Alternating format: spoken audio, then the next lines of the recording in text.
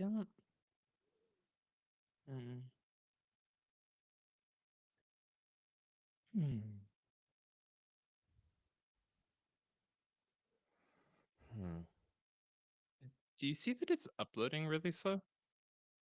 90, 76, 70, 80, 83. Yeah, it's just going slow.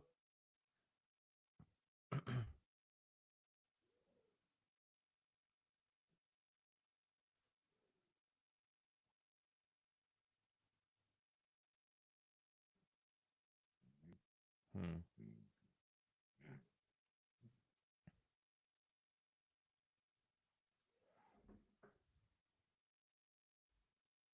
Mm. All right. It's not one to Yeah. cooperate tonight. No, it's really not. Um,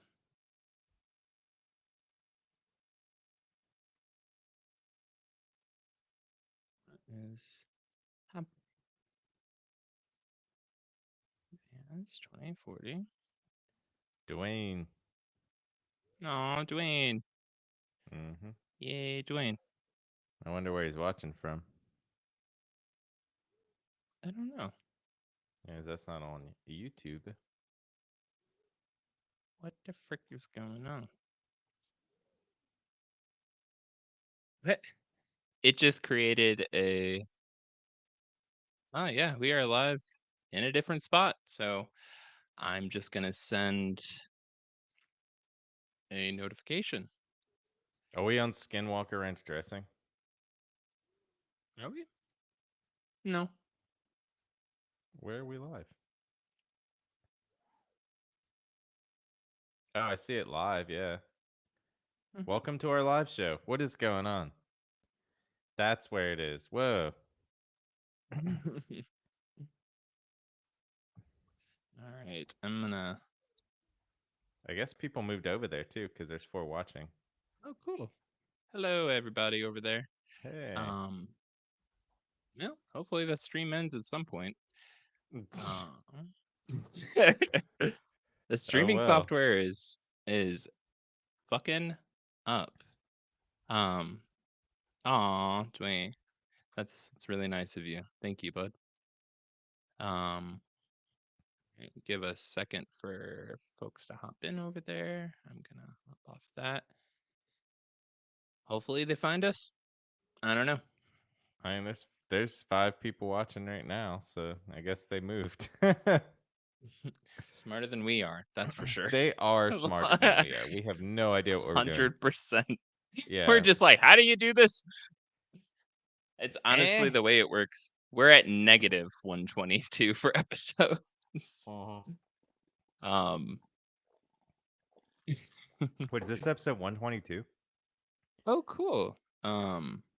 Yeah, this is 122. Oh, cool. We actually have the YouTube live stream chat in studio now. Yep. That's fucking awesome. Well, Yeah, yeah. So cool. So cool. where did I? Okay, there we go. Hair Force, our friend, and anybody else that's watching, maybe for the first time for a live stream recording, we kind of treat this a little bit like a studio audience. So, we're obviously focusing on the script and trying to be present for the show. So we're not going to be in chat. That's where y'all got to step in and kind of, keep the jokes going and keep the conversation alive, or just, enjoy the honest to God raw behind the scenes recording of episodes. This is us, unfiltered, Hmm. uncut, raw, all the mistakes, all the potty breaks, all the random pants that we're wearing or not wearing underneath the shirts that you can see up top. Hmm. Um, but yeah, we sincerely appreciate y'all being here. And we do go back through and read the comments from the live stream, from the episodes and everything. And we always appreciate folks showing up. So thank y'all. We do. Thank you guys. We appreciate it. We started doing this like 40 episodes ago, I feel like 30 episodes ago. We've been doing it for a good while. We enjoy doing this because this just makes it fun for us. You guys get the jokes that don't make it in the episodes. You guys get the mistakes that don't make it in the episodes. Sometimes that are funnier, but they just don't fit. So Yeah. Some things work better.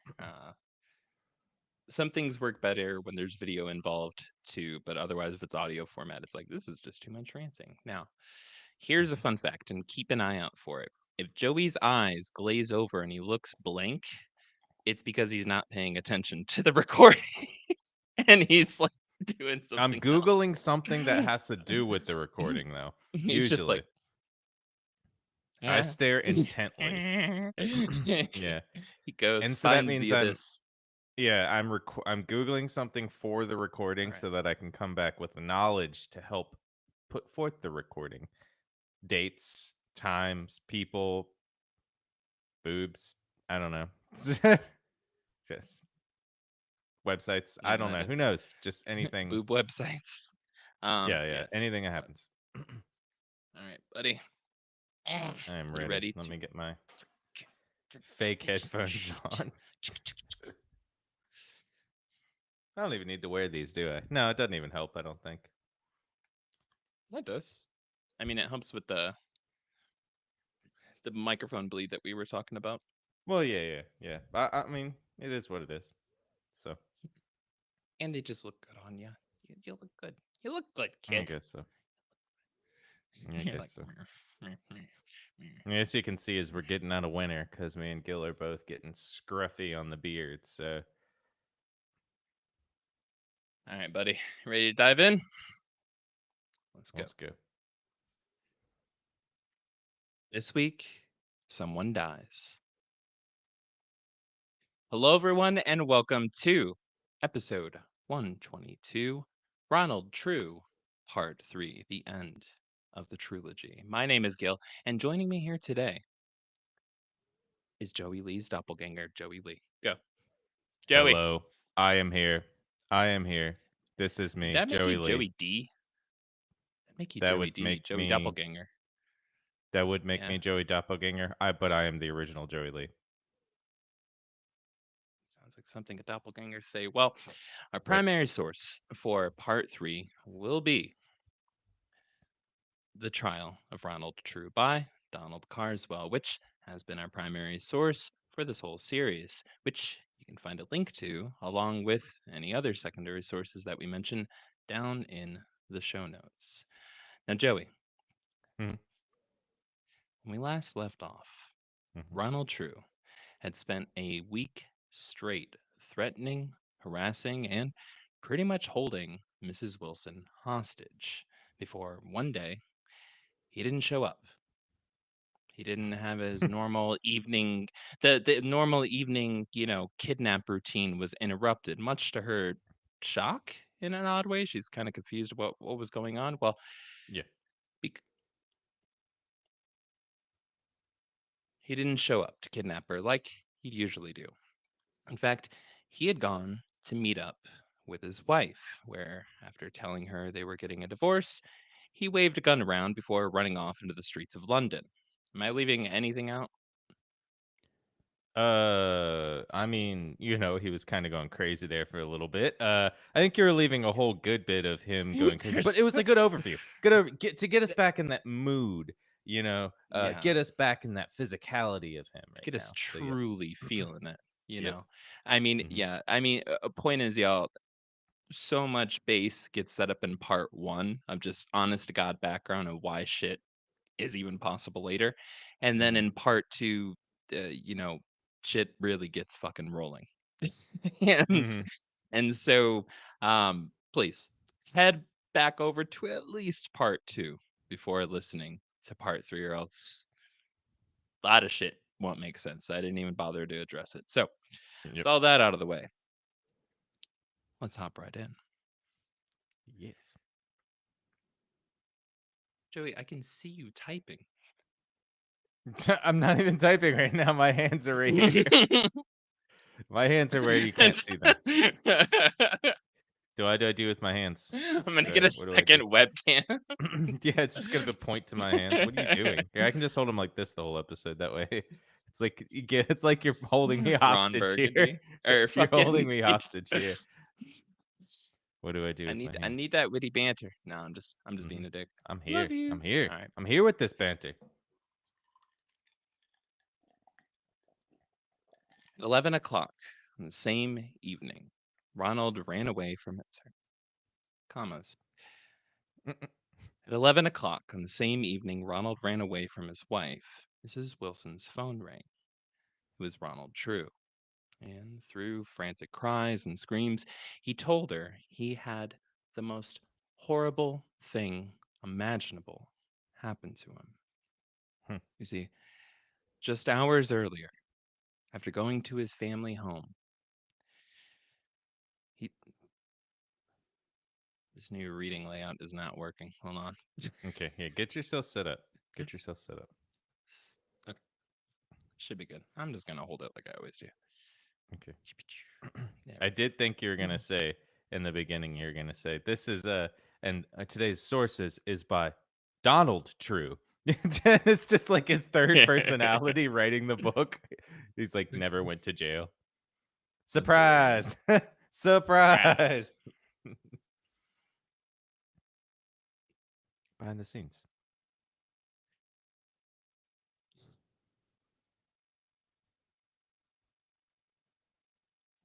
At 11 o'clock on the same evening, Ronald ran away from his wife. Mrs. Wilson's phone rang.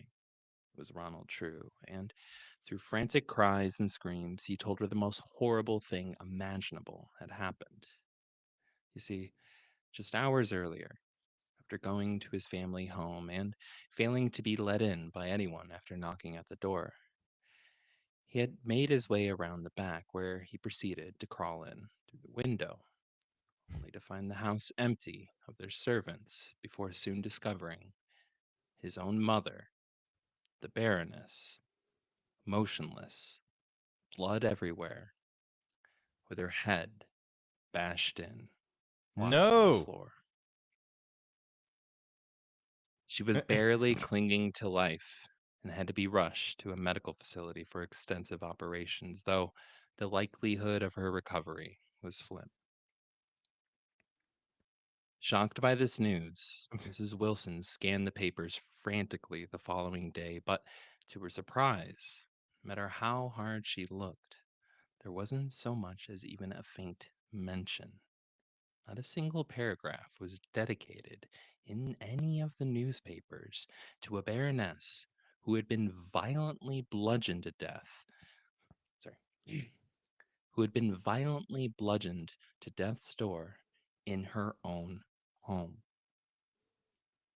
Running into True that evening, Mrs. Wilson broached the subject immediately, to which True replied, quote, I'm keeping it quiet for the time being. There's going to be a big case about it. But something felt off about all of this. How in the world could such a horrific incident of someone with so much status, so high up in society, be Mm-hmm. completely kept quiet?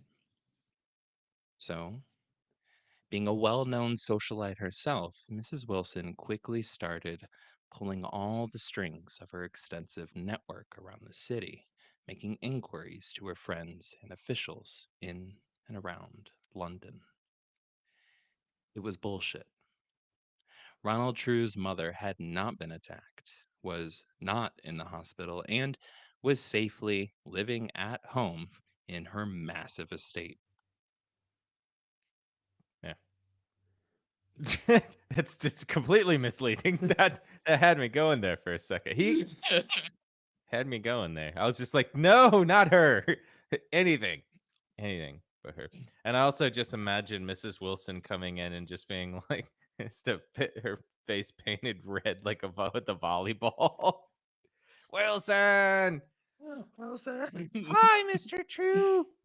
That's what I Hi, just Mr. imagine True. Mr. Wilson to sound like. I mean, Ronald True pretty much went as crazy. Yeah, that's kind of fit. Exactly. Uh, Hmm. well, and keep in mind too, I intentionally will try to fuck y'all up during these episodes because we're following the life path of somebody who's going insane. Hmm. You had So me. You yeah, had me there. keep that in mind. Well, Hmm. twists and turns, and oh my god, where'd that come from, right? Hmm. Well, Spurred on by True's clear display of insanity that's now become mixed in with graphic fantasies of violence towards his own mother, Mrs. Wilson was finally confident in making a decision to reach out and warn others. Now, that may sound like a sad pause or sloth on her part, but please keep in mind she was a woman in the 1920s, stuck in a vacuum of isolated threats by one man, and was left alone trying to navigate the misogyny of a literally shell shocked society ran by World War I veterans who all thought it was okay that a known crazy person like True was carrying a gun and all constantly saw him say, or sorry, and constantly, quote, joking about killing someone. So, yes, she was harassed Mhm. for a week. Yes, it was very intense. Yes, it was very fucked up. All this other stuff. But but to be honest, like it had never been an issue of people, namely men, not believing her before. Sorry. Whoop, whoop, whoop. Yeah. It had never been an issue of people, namely men, not believing her before. They all knew and saw what was happening and they were okay with it. They Mhm. saw the jokes. They saw Ronald True's gun. They all unanimously agreed he's fucking crazy, but they all Yep. had the same conclusion. He's harmless. He's And this is fine. all dipped in a world of very intense misogyny. So like, Mhm. you know, Oh. it had to go this far. But and then here's the thing. With this, right? A deranged story of a baroness being potentially threatened, Mhm. Mrs. Wilson finally had enough social ammo of her own to make a move and sound the alarm about the very real and present danger of Major Ronald True. Mhm. It took this. Yeah. And to add to that point is like he's also a major, you know? So like that brings as well as him being crazy. People like I said, I Yeah. think I said it last episode too. It's like people are just like, "Well, he's a major. He's seen some shit." You know, yeah, we've Yeah. us also have seen some shit, but he's just out there and them not even knowing what shell shock was. We said it the same. I said the same Yeah. thing, not really knowing what shell shock was. They're just kind of like, "Oh, he's just got the yips, you know? He's just like, Yeah. oh, he's just crazy a little bit, but he's not great. He's fine. He's fine. Don't worry about it. He's got He's the a night major. He's good. tremors. Yeah. Yeah. Don't worry about it. He's crashed many planes. He's a hero." You know how many planes he's flown? Mhm. The exact amount that he's He's crashed. crashed. Yeah. No, Yeah. you were spot on. But that's why I kind of like I made the long rant in part two where I was just like, look, she's not crazy for doing what she did and for holding off and Yep. really have to view this. I mean, it's still difficult for women today to communicate outside of abusive relationships. How the Mhm. fuck do you think it was over 100 years ago, Yep. right? When everybody had shell shock, PTSD, was fucked in the head, was you know what I'm saying? Like this is a few Yeah. years after the end of World War One.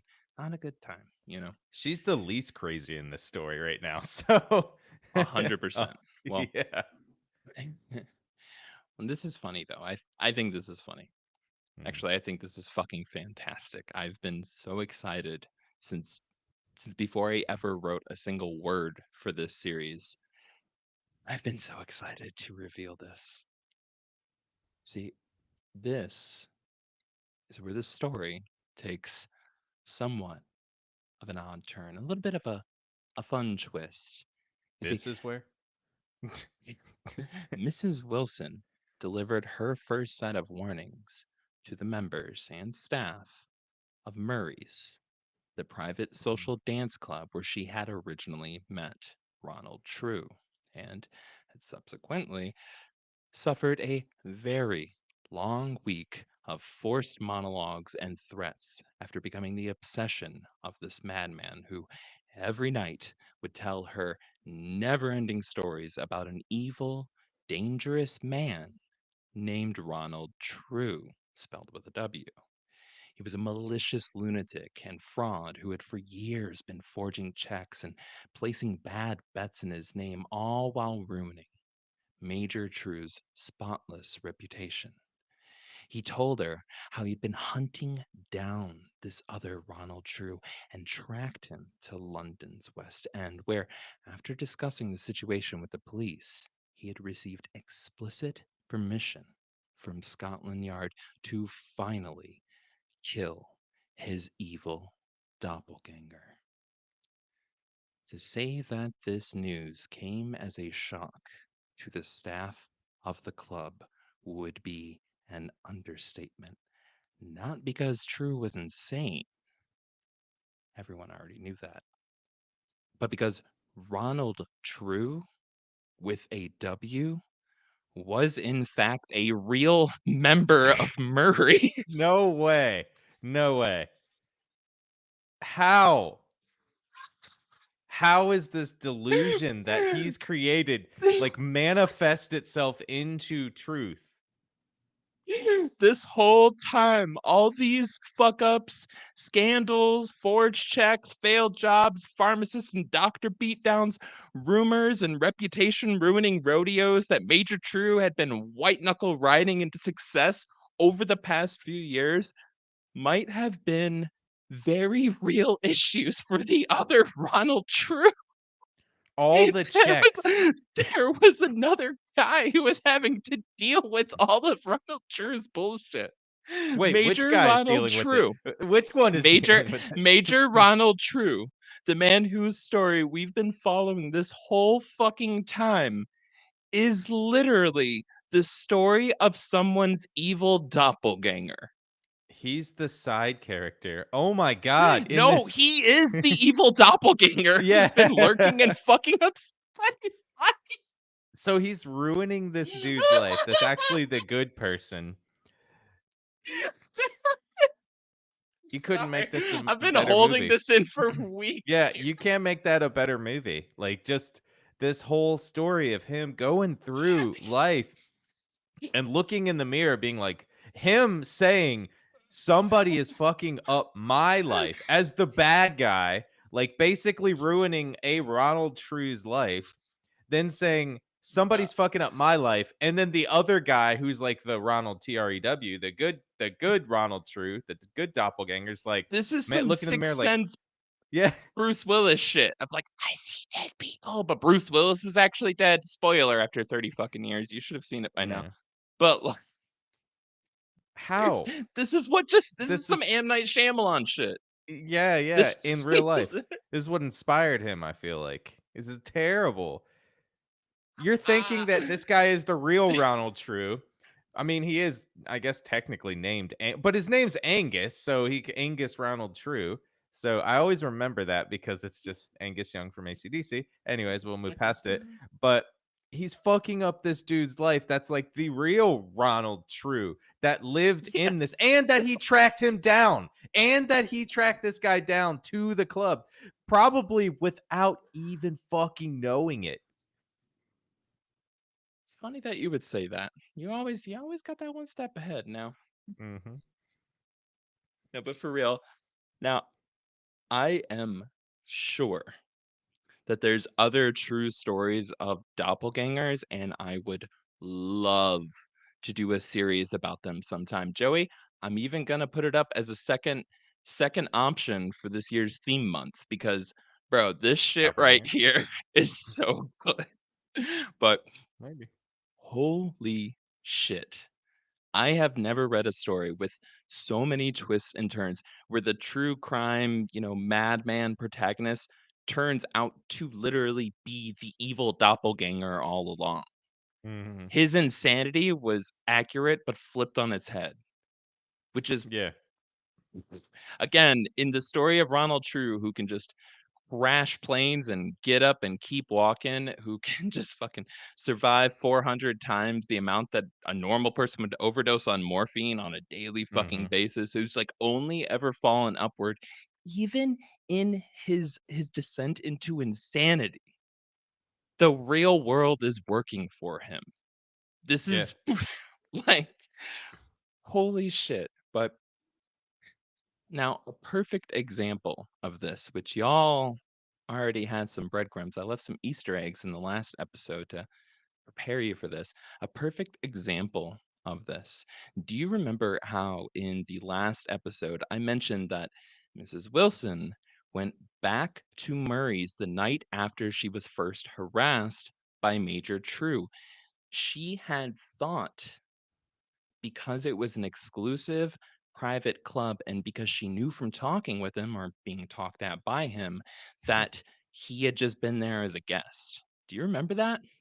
Yeah. Well, that's why she went back to the place where she was, like, barely made it out of a very unsafe situation of more or less being held at gunpoint all fucking night. She thought it was Mhm. private. She thought that this was a lot safer than being home alone because it's a private club. He was just there as an evening guest.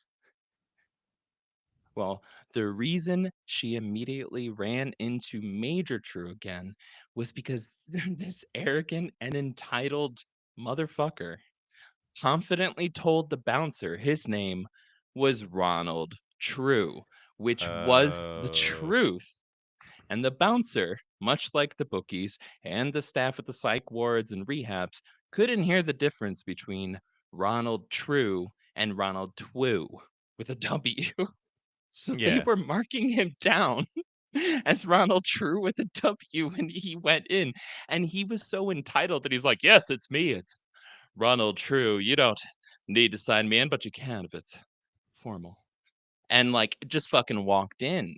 He didn't even think about getting a membership or anything. He just felt entitled to the fucking world. And again, the world just delivered it to him with the most insane coincidence possible. He These are did not common last names. Like, I he really need did to point his that. he did his best version of walk in like your parents own the place. Literally Yes. as his Yeah, Instagram influencer parents, as he 100%. This is the God. I dropped if you listen to part 2, I and go after listening to this, if you listen to part 2, if you missed anything, honestly, I spent a lot of time editing the audio and trying to do some fun shit, so give a couple extra pushes for those analytics. Mhm. But but I dropped in so many Easter eggs where I was just edging everybody towards the fact that there was another real Ronald True out there. Mhm. I intentionally was trying to fuck with y'all. Well, because that's what we do to our listeners. We love y'all. Mhm. Yep. That's how we show love. You know what I'm saying? It's like teasing, right? Yep. Something like that. Who has a healthy relationship? Yeah. And we all love you. So we want you guys to be just as surprised as I am because to be fair, first time I'm hearing this. Gil tells me stuff behind the scenes, but I intentionally sometimes be like, no, no, no, no, no. Give me some surprises for the show. And then I do the same for him. We try to surprise each other with twists and turns because it makes it fun. So I'm learning It's just like you true. guys are. It's It's Ronald Ronald True. True. And Stay here's the hydrated. deal. These dark fantasies and delusions of a man named Ronald True with a W lurking around every corner were real because Hmm. literally sitting around the corner from Major True and Mrs. Wilson was a very confused Ronald True with a W looking at random bills and bar tabs. Imagine if he was freaking sitting around the corner while they were talking about him, and Ronald True's like, "I'm gonna kill that guy, that other Ronald True," and he's just like, wait a Wait, Ronald Tr- True, Trew. That's I no. think I heard a R RUE. I think that was an Oh, okay, RUE. I'm good. Yeah, yeah. No, no big Well, deal. this Yeah. this dance and entertainment club was so fucking loud that Mrs. Wilson was basically able to be awkwardly fucking. Think about a modern day nightclub, Yep. It's so right? loud. Yep. um, with live bands, dancers, all this shit going on, and very private booths off to the side that are even less lit than current modern day booths at a dance club, like off to the Can you side. Like, imagine yeah, her being like him saying some of those things and her being like, "What? What?" eh, And then him being like yeah, repeating it. "No, this is my gun. I got it from Scotland. They said it was okay at Scotland Yard. That's your what? What? It just like keeps going. God, that would be terrible, terrifying. Because Yeah. yeah, And I really do imagine in a booth right behind them, not able to hear from all the music and shit, yeah, was the actual Ronald True like, "I didn't order 6 martinis," just, like, yeah, looking yeah. at the bill. Wait a second. Like Well, they keep bringing the drinks to the wrong table, and it gets like one of those things. Like I didn't want a. all of it was I being wanted a. sent to this other dude's tab, Yeah. a True. Oh member yeah, tab. true. So he's never paying anything because, and he's well, I guess he doesn't have any money at this time, right? He's also fucking crazy, so he's just not paying attention to shit. Slash, Yeah, it even doesn't if he matter. did notice, he just thinks he's fucking entitled. Well, Yep. on the night of February 18th, while all these dots were being connected by the people over at Murray's, the afternoon leisure between two friends, Doris Dent and Olive Young, was interrupted by a sudden knock at Olive's door. Though unexpected and late in the evening, a random visitor appearing while Doris was hanging out with Olive wasn't exactly odd or out of place because Olive Young, whose real name was Gertrude Yates, was in fact a high end escort. She was a sex worker and an incredibly successful one. Within just a few years of taking on the profession, Olive, as she had become known to her clients, rose from just barely scraping by to being able to afford her own very large basement level apartment, which was meticulously maintained by the daily services of a maid she hired, Emily Steele. So, These are dude, cool like names. she's These doing are cool good. And names. this is Yeah, yeah. in the hip part of London. She has her own fucking like Hmm. pad, full on multi rooms. That we're not Yep. talking studio apartment here. Talking about Yep. like a really nice spot. Um, I did the math because in the court records they mentioned how much money that she had in the bank. She had like 8,700 something like that by today's Hmm. after inflation and stuff, by like today's money. She had like 8,000 something 700 something dollars in the bank. She always had cash on her. She could afford a maid to come for like 12 hours a day Oh every yeah. single day out of the week. Yeah. She was That's a doing good, lot. That's a right? lot in London too. Yes. It's like she's doing fine.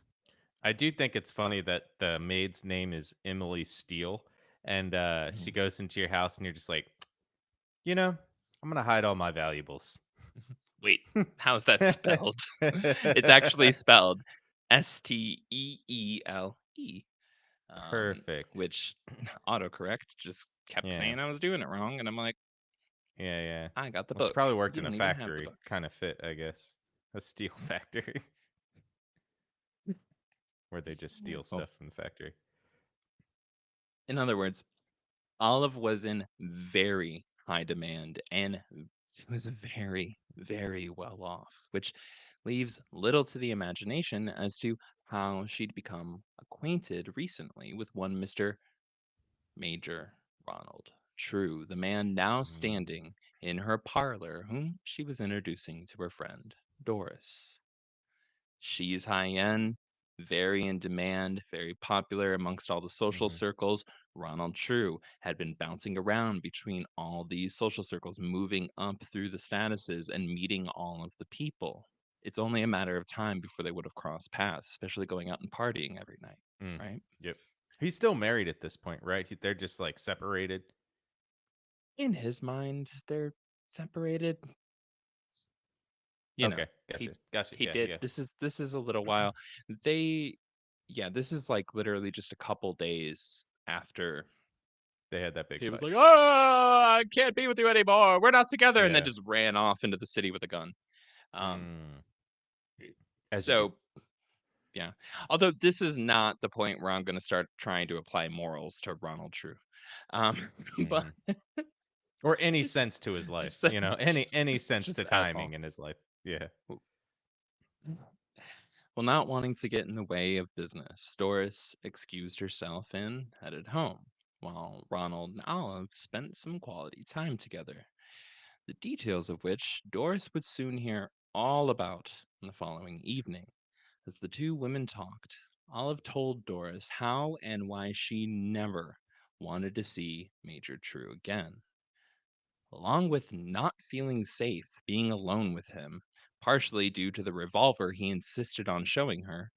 He had also taken a little too much interest in Olive's jewelry before leaving her house at about the same time that a £5 note mysteriously disappeared from her purse, the equivalent of $363 in today's money. Wow. That's Shit all. ton of money. Yeah, yeah. Yeah. Again, Olive's doing good, you know? Mhm. but Oh, yeah. but yeah, so at the exact same time, it's just like, where'd my fucking money go? You know? Mhm. Yeah. Anyways, He keeps saying what she's like, "What's your name?" Olive. He's like, "No, I don't love you." Like, I love you. And I'm making a joke. Terrible joke. Boom. Got to get my crickets going. Uh, all good. but there's one thing we know about Ronald True. It's that he's fucking persistent. Over the next week, Olive was left constantly on guard against True's never ending attempts to contact her, along with hiding from and ignoring him when he frequently knocked at her door. Eventually, he began calling her house incessantly.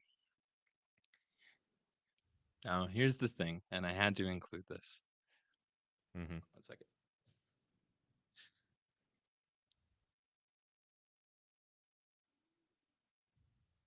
No. You Technical ever try to difficulties. open a can and it just doesn't do the thing, but it kind of pops Mhm. in? Anyways, the can didn't can. Birical difficulties. Goddamn. Well, Mhm. began calling her house incessantly. Here's the thing. When she started hanging up, the second she heard his voice, he tried on at least one occasion a new tactic. Ring, ring. Hello?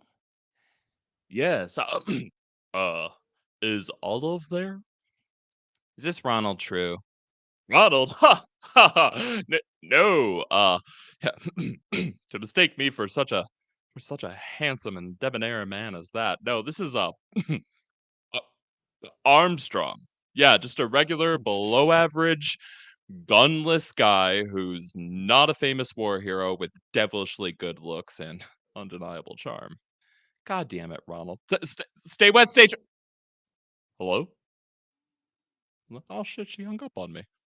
So he, on at He least did. one occasion, Yeah. he pretended to be Armstrong. Oh, I just, Armstrong.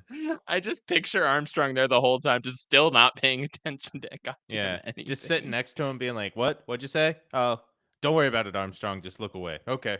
"Oh, okay. Okay. Mhm. I'll just stand here and hang out." Earmuffs, Okay." Armstrong. All right. Good. All right. Now here we go. Now,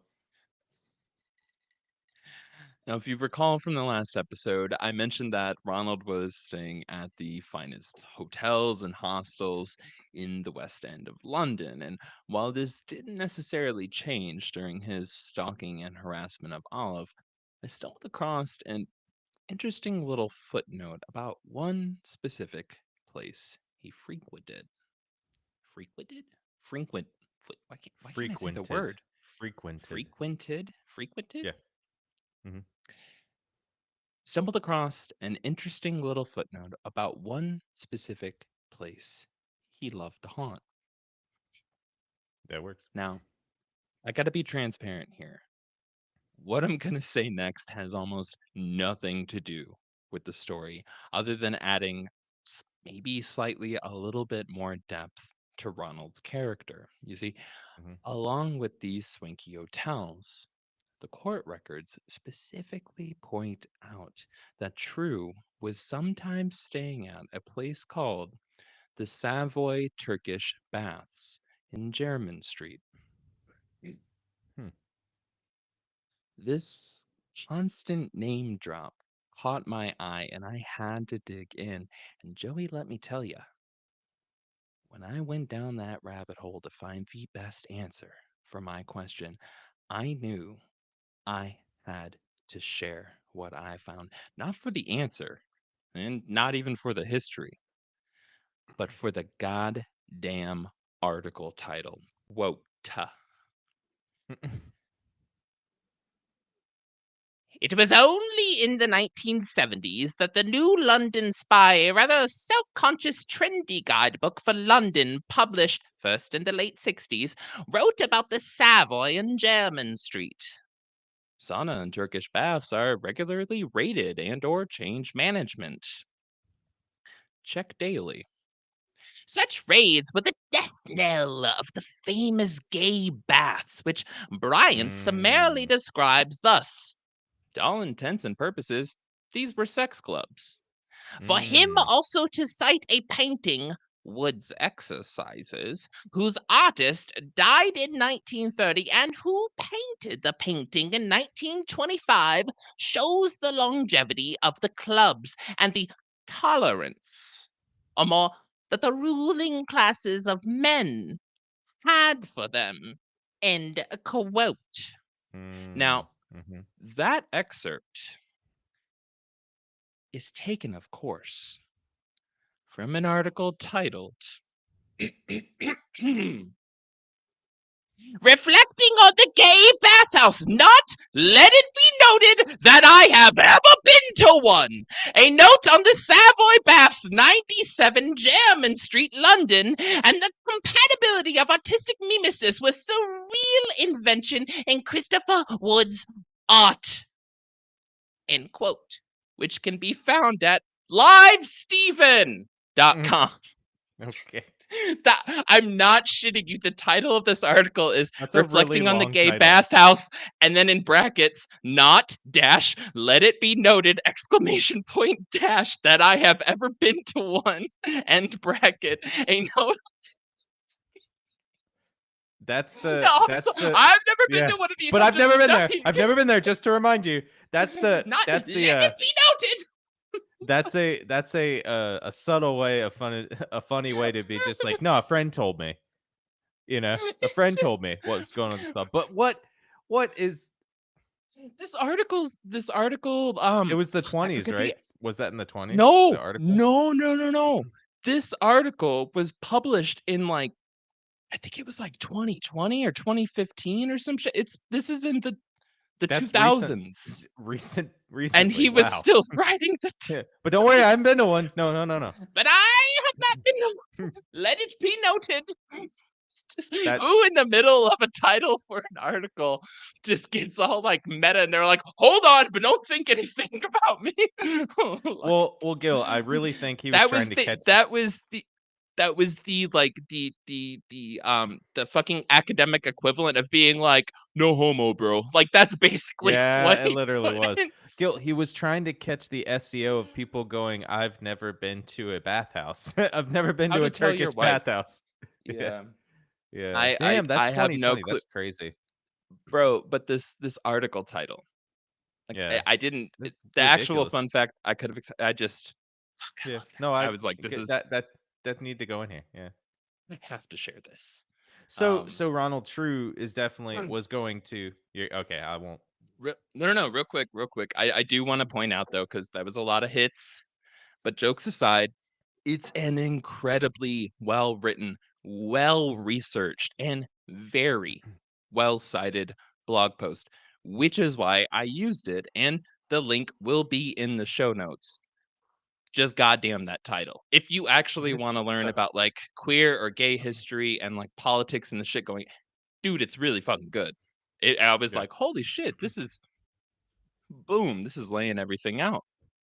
And that's just because I looked up that bathhouse. Now, Yeah. I'm going to get to your point in just a second here, Joy.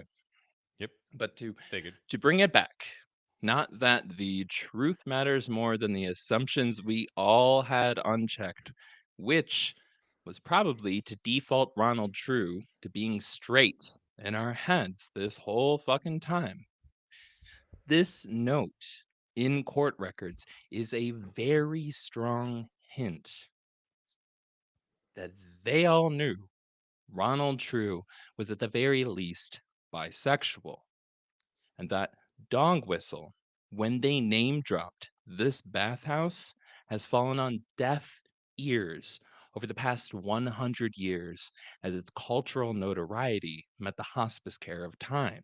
So, why did I say all this? Well, to harken back to part one and two of this series, Ronald True's court case changed British law regarding insanity. And I think Mm. everyone knowing at the time that he was bi, without openly saying it, of course, was in fact part of the reason they okayed such a big shift in their legal system. This was Yeah. a fucked up bias that they were Yeah. showing in their notes. It was literally part of the argument made in court we can look back at now and laugh at for being so fucking stupid of a Mhm. reason, much the same way that the sanity of trans folks will win the opinion of common sense in time. In short, Mhm.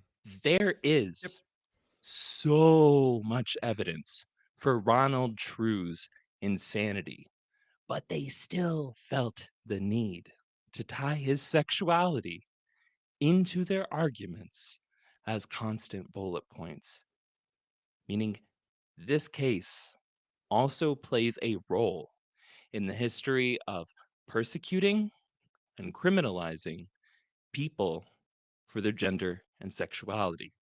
Mhm. This is a That's big deal crazy. because That's big, they yeah. thought for so long that it's like, oh, they're literally anything but straight. That's a mental illness. Yep.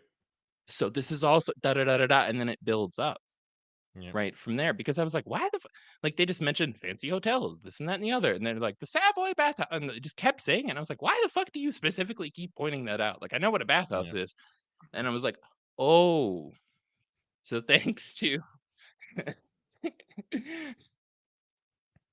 thanks to that incredible article, I at least to me a lot of dots got connected. Um, Honestly, thanks to livesteven.com. that sounds like Ronald True's other self, but I've never been to one. I've never been to one. Yeah, Yeah, his other self writing that. it's a fascinating article. I should put the website's no longer secure to go to, but I did um download it into archive.org because I was like, I love research and I looked at it. I'm like, this is Yeah. fucking incredibly well researched. Like this is a good piece of history and the website itself is dying. So shout out archive.org. But yeah, Yep. the link to that if you are interested in like intricacies of politics of queer oppression and like history and shit like that, you should check it out. It's kind of fascinating. A lot of stuff about woodcuts, which I don't have ready right now. I was gonna show you, Joey, these woodcuts of what it looked like inside of there. It's just like a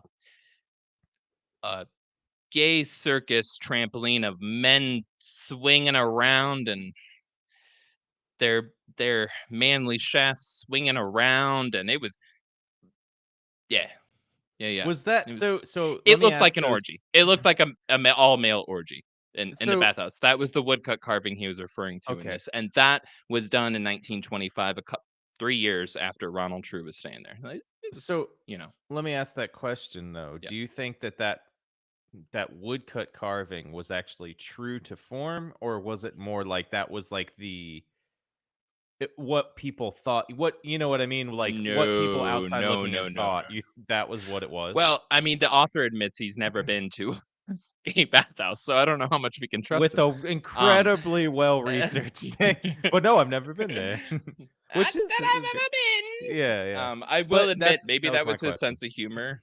Um, Yeah. no, it was notorious, and that's why in the articles Okay. that they mention that the this is really fascinating history. I'm sorry, I'm going on a fucking tangent about it. I don't care. Yeah. I just came across this. I was like, holy shit, this is wild, and it adds depth. But the fact that in the 60s, where they were quoting the London guidebook where it said Sauna and Turkish baths are regularly rated and or change management check daily. That was a subtle way of saying that they kept getting shut down and had to come under Mhm. new management because they were actually just gay sex houses. That's it. And it was Mhm. just where dudes would come together to have gay sex because there were anti-sodomy laws. So Yep. police would come in and raid, arrest the owner, a new owner would pop up, police would come in and raid, arrest the owner. That's what they're that's what that fancy language translates to. So Yeah, yeah. long history of that. And that article that I keep, quoting from with the best title in the world is talking about how there's a quote tolerance between homosexuality and the upper classes, how this was like a weird middle ground where you had Mhm. elites such as Major Ronald True and Yep. common folks coming together and expressing something that they're getting a lot of trouble for if people found out about.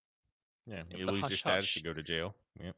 Yeah, but even at the same time, the politicians had to be like, "Oh, but I'm against it, but I'll see you there at 8." You know? Yeah.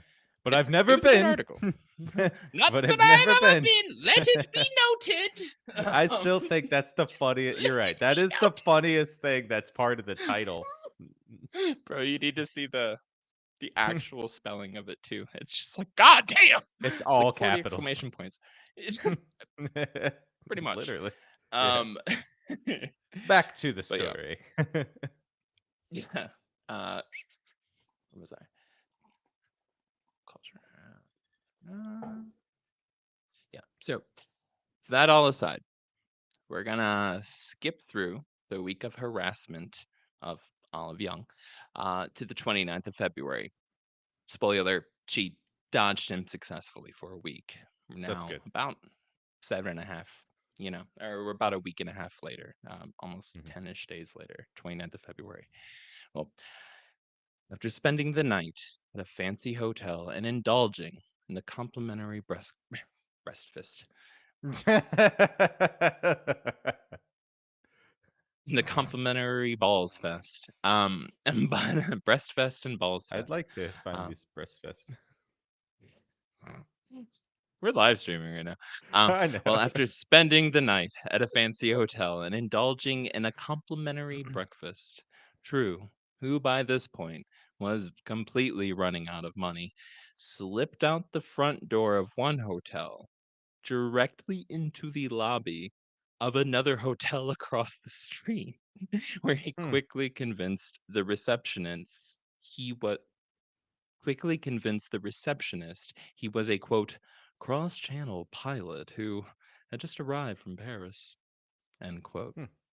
Well, after He's booking good a at that. room there for a few nights, he then borrowed their phone and called up a nearby chauffeur service and convinced them to let him pay later, as he, quote, just arrived from Paris via aeroplane and had nothing but French money, end quote. Which honestly is a damn good travel tip if you're ever trying to con or swindle a Brit. Just tell them all you have is French money and they will give you whatever you want. They'll be Yeah, they'll like, be I like, just "That's not please real just money."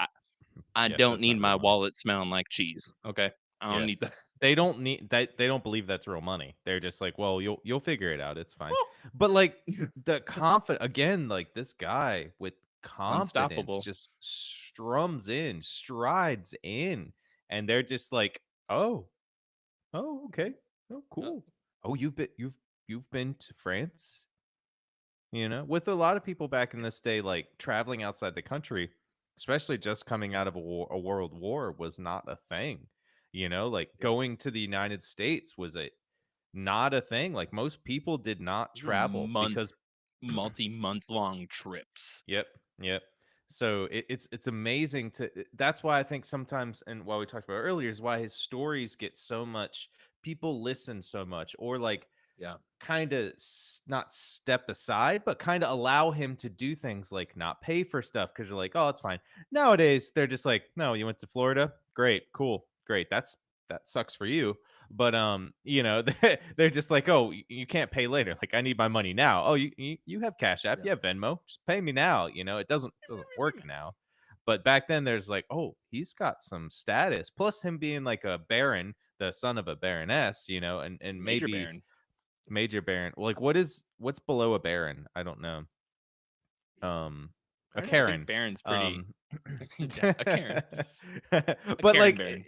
yeah, yeah. But like he's just a step below that. So if he throws those words around, people are like, oh, he's like a Yeah. Lannister. He's gonna pay his debts. Like they're gonna they can get Yes. they can Yeah. get the money back from somewhere. So allowing him to do that, they'll just write it down. Okay, I took him today.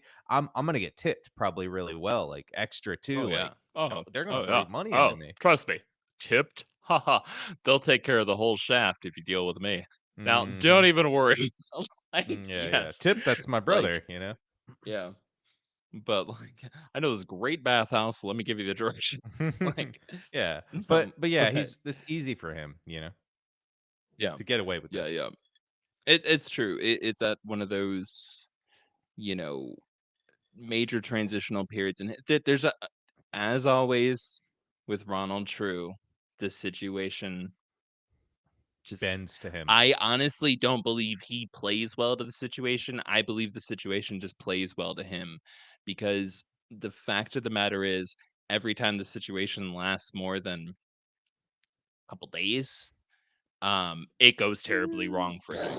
Yeah, like It every does what? time It it goes crashes. It yeah, it quite crashes. literally crashes. So it's not that, it's just the time and the place, man. Goddamn, if Mm. anybody's ever been more talented at showing up in the right time, in the right place, it's this motherfucker who showed up while hallucinating a doppelganger in the place where his literal doppelganger was. Exactly, Like, yeah. That's the just hardest to god damn. yeah. Well,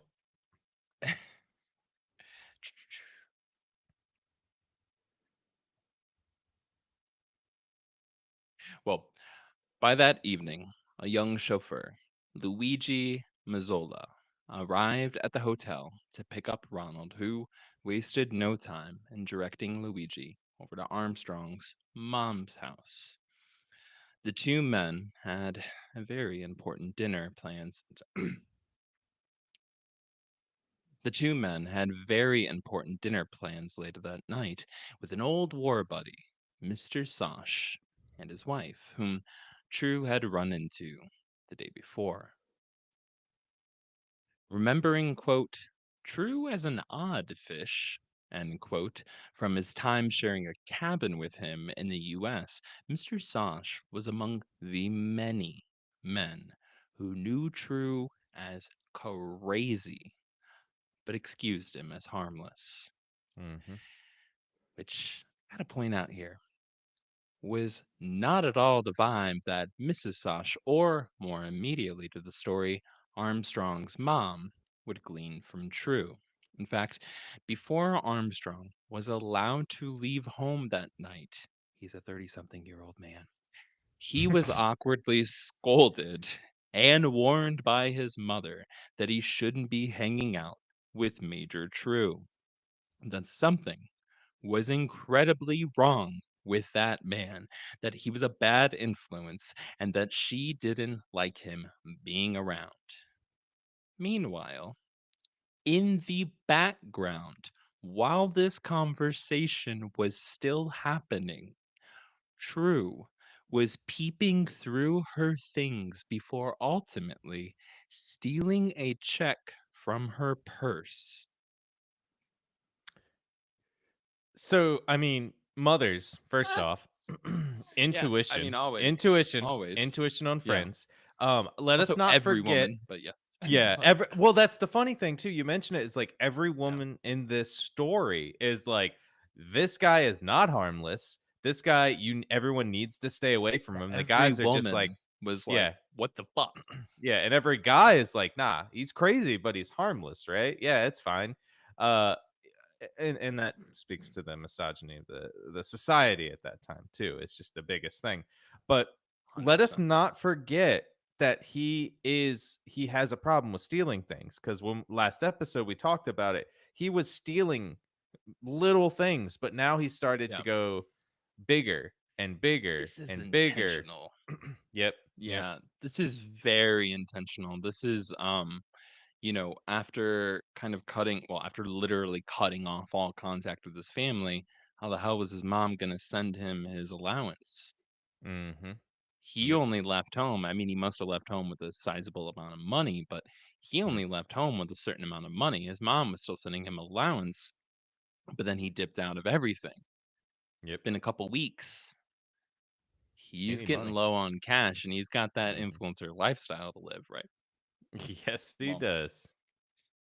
I do like to picture this situation where it's, awkward, like Ronald True's and kind of the foyer, you know what I'm saying? Like he's in like the entrance area to the house and like he can just hear Armstrong's mom being like, I told you to stop hanging with him. Mom, I don't care. No, I told you he's a bad influence.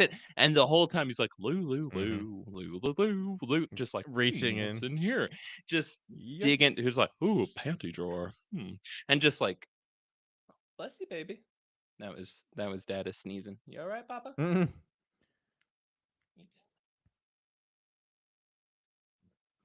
Um,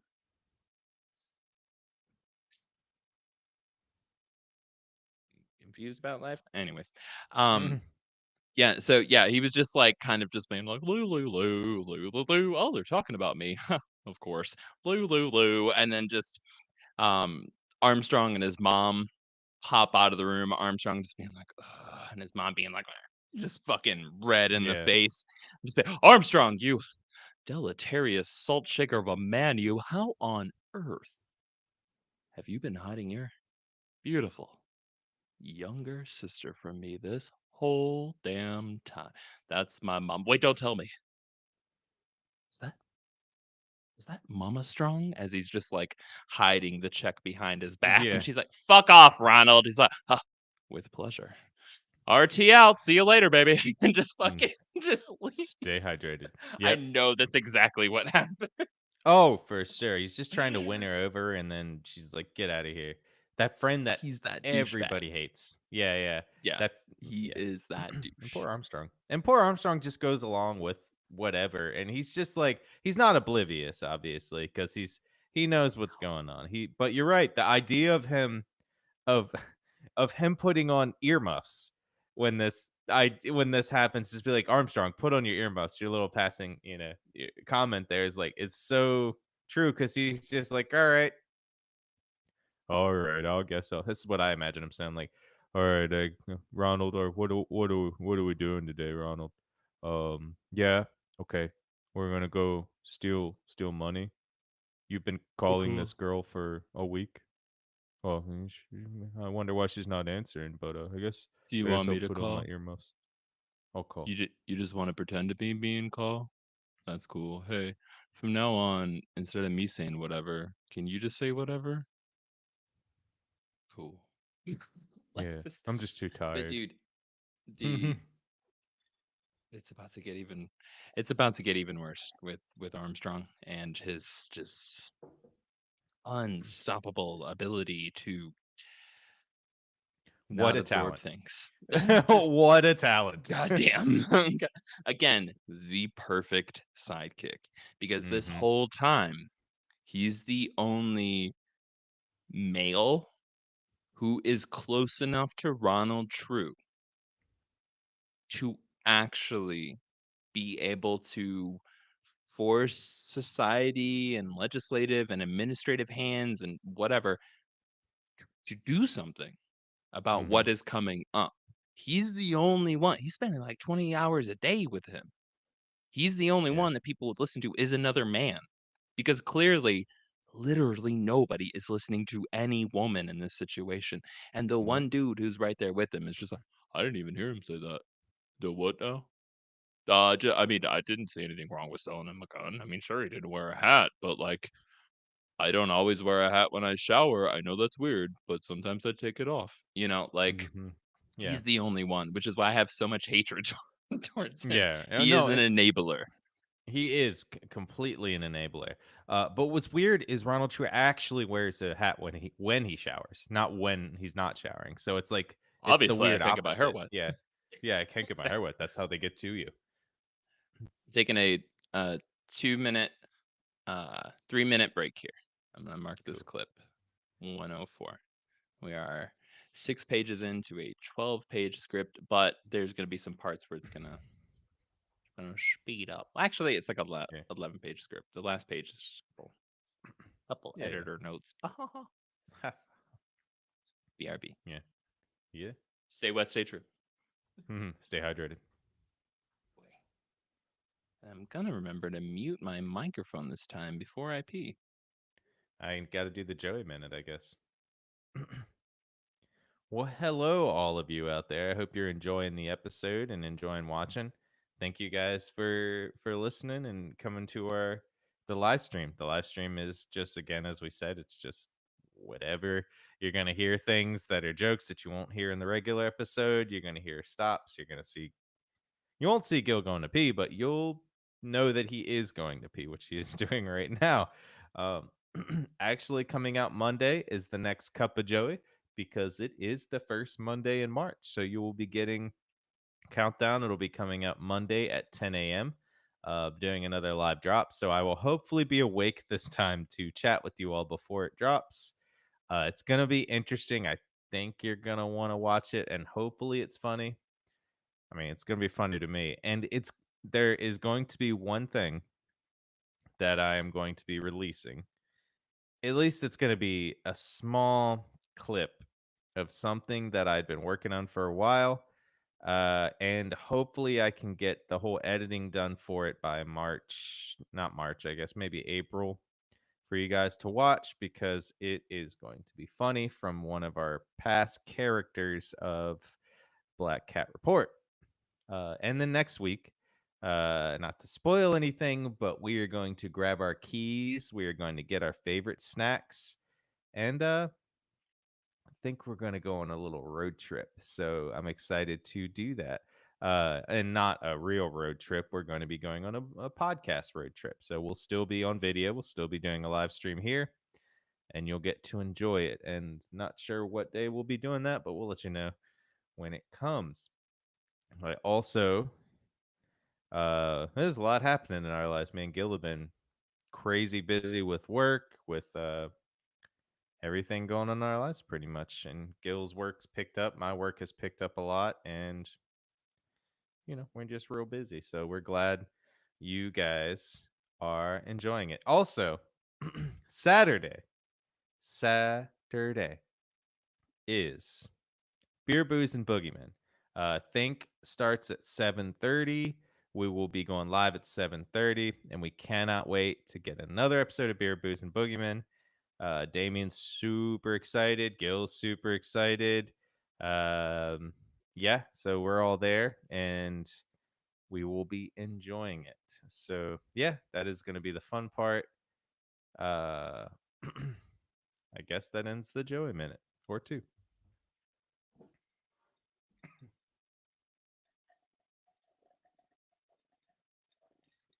I got so caught up in uh listening to the Joey minute, Joey corner. Mm-hmm. Yes. Well, Oh, by the way, before we go into this, yes, I am drinking bottled Mexican Coke, a mocha with espresso at 10:15, and I got my water. I haven't even opened yet, so woo! I'm feeling good tonight. I'm a good health influence on people. Sorry, Joey. um, I will be a health influencer one day. How to do podcasts. I'll be a health influencer for podcasters. How to do podcasting. You work at 6 a.m., go to work at 6 a.m., stay up till 3 a.m.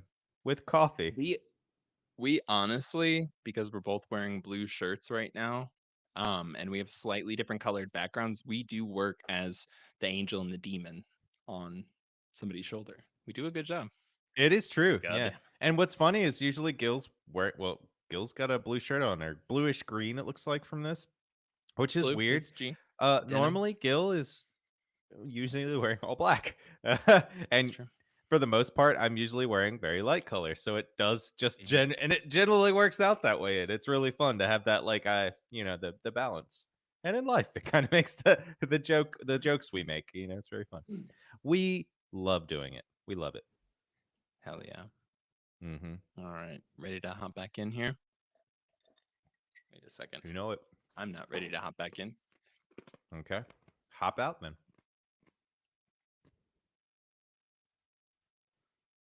Can't hop back in without my hops. Um, You know?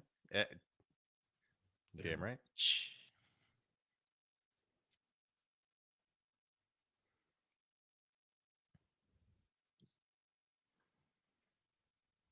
okay. One more drink. Let's do this. All right. Now mark the start.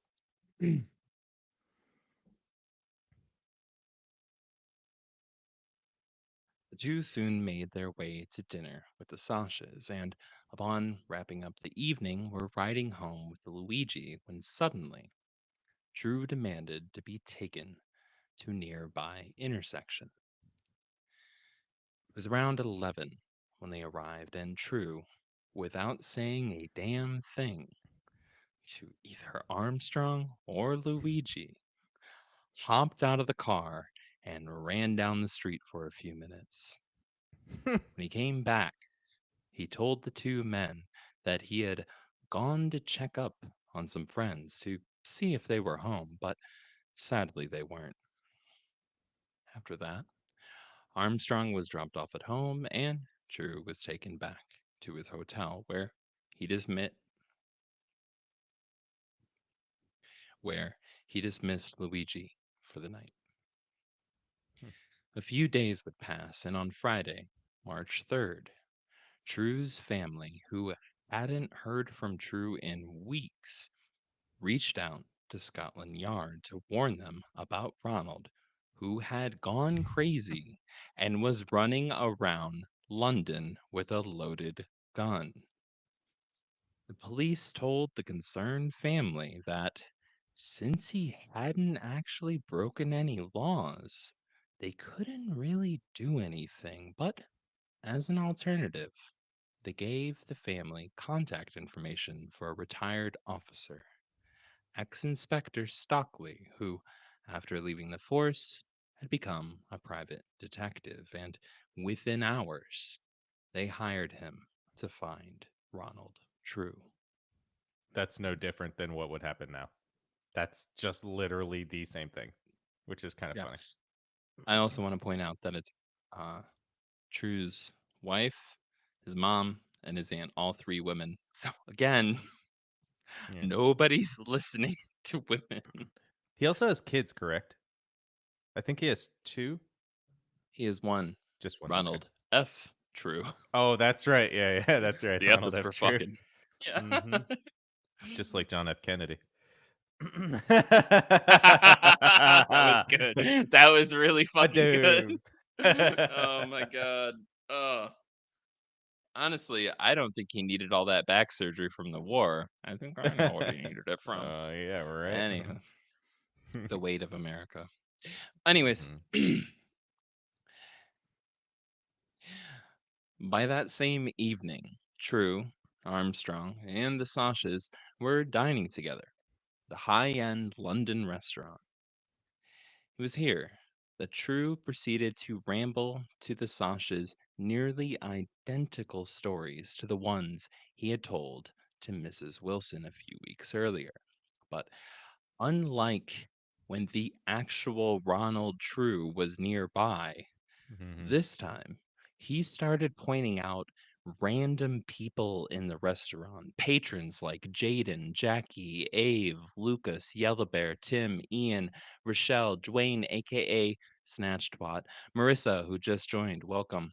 Max, Morgan, Dragonpaw from the Starblood Chronicles podcast, Miller's Monsters, Alyssa, Bree, Gavin, the leader of the chicken cult, James, Michael Extreme, Kristen from the Paranorm Girl podcast, and maybe most diabolically of all, member of our sexiest producer tier, Copy Kitty.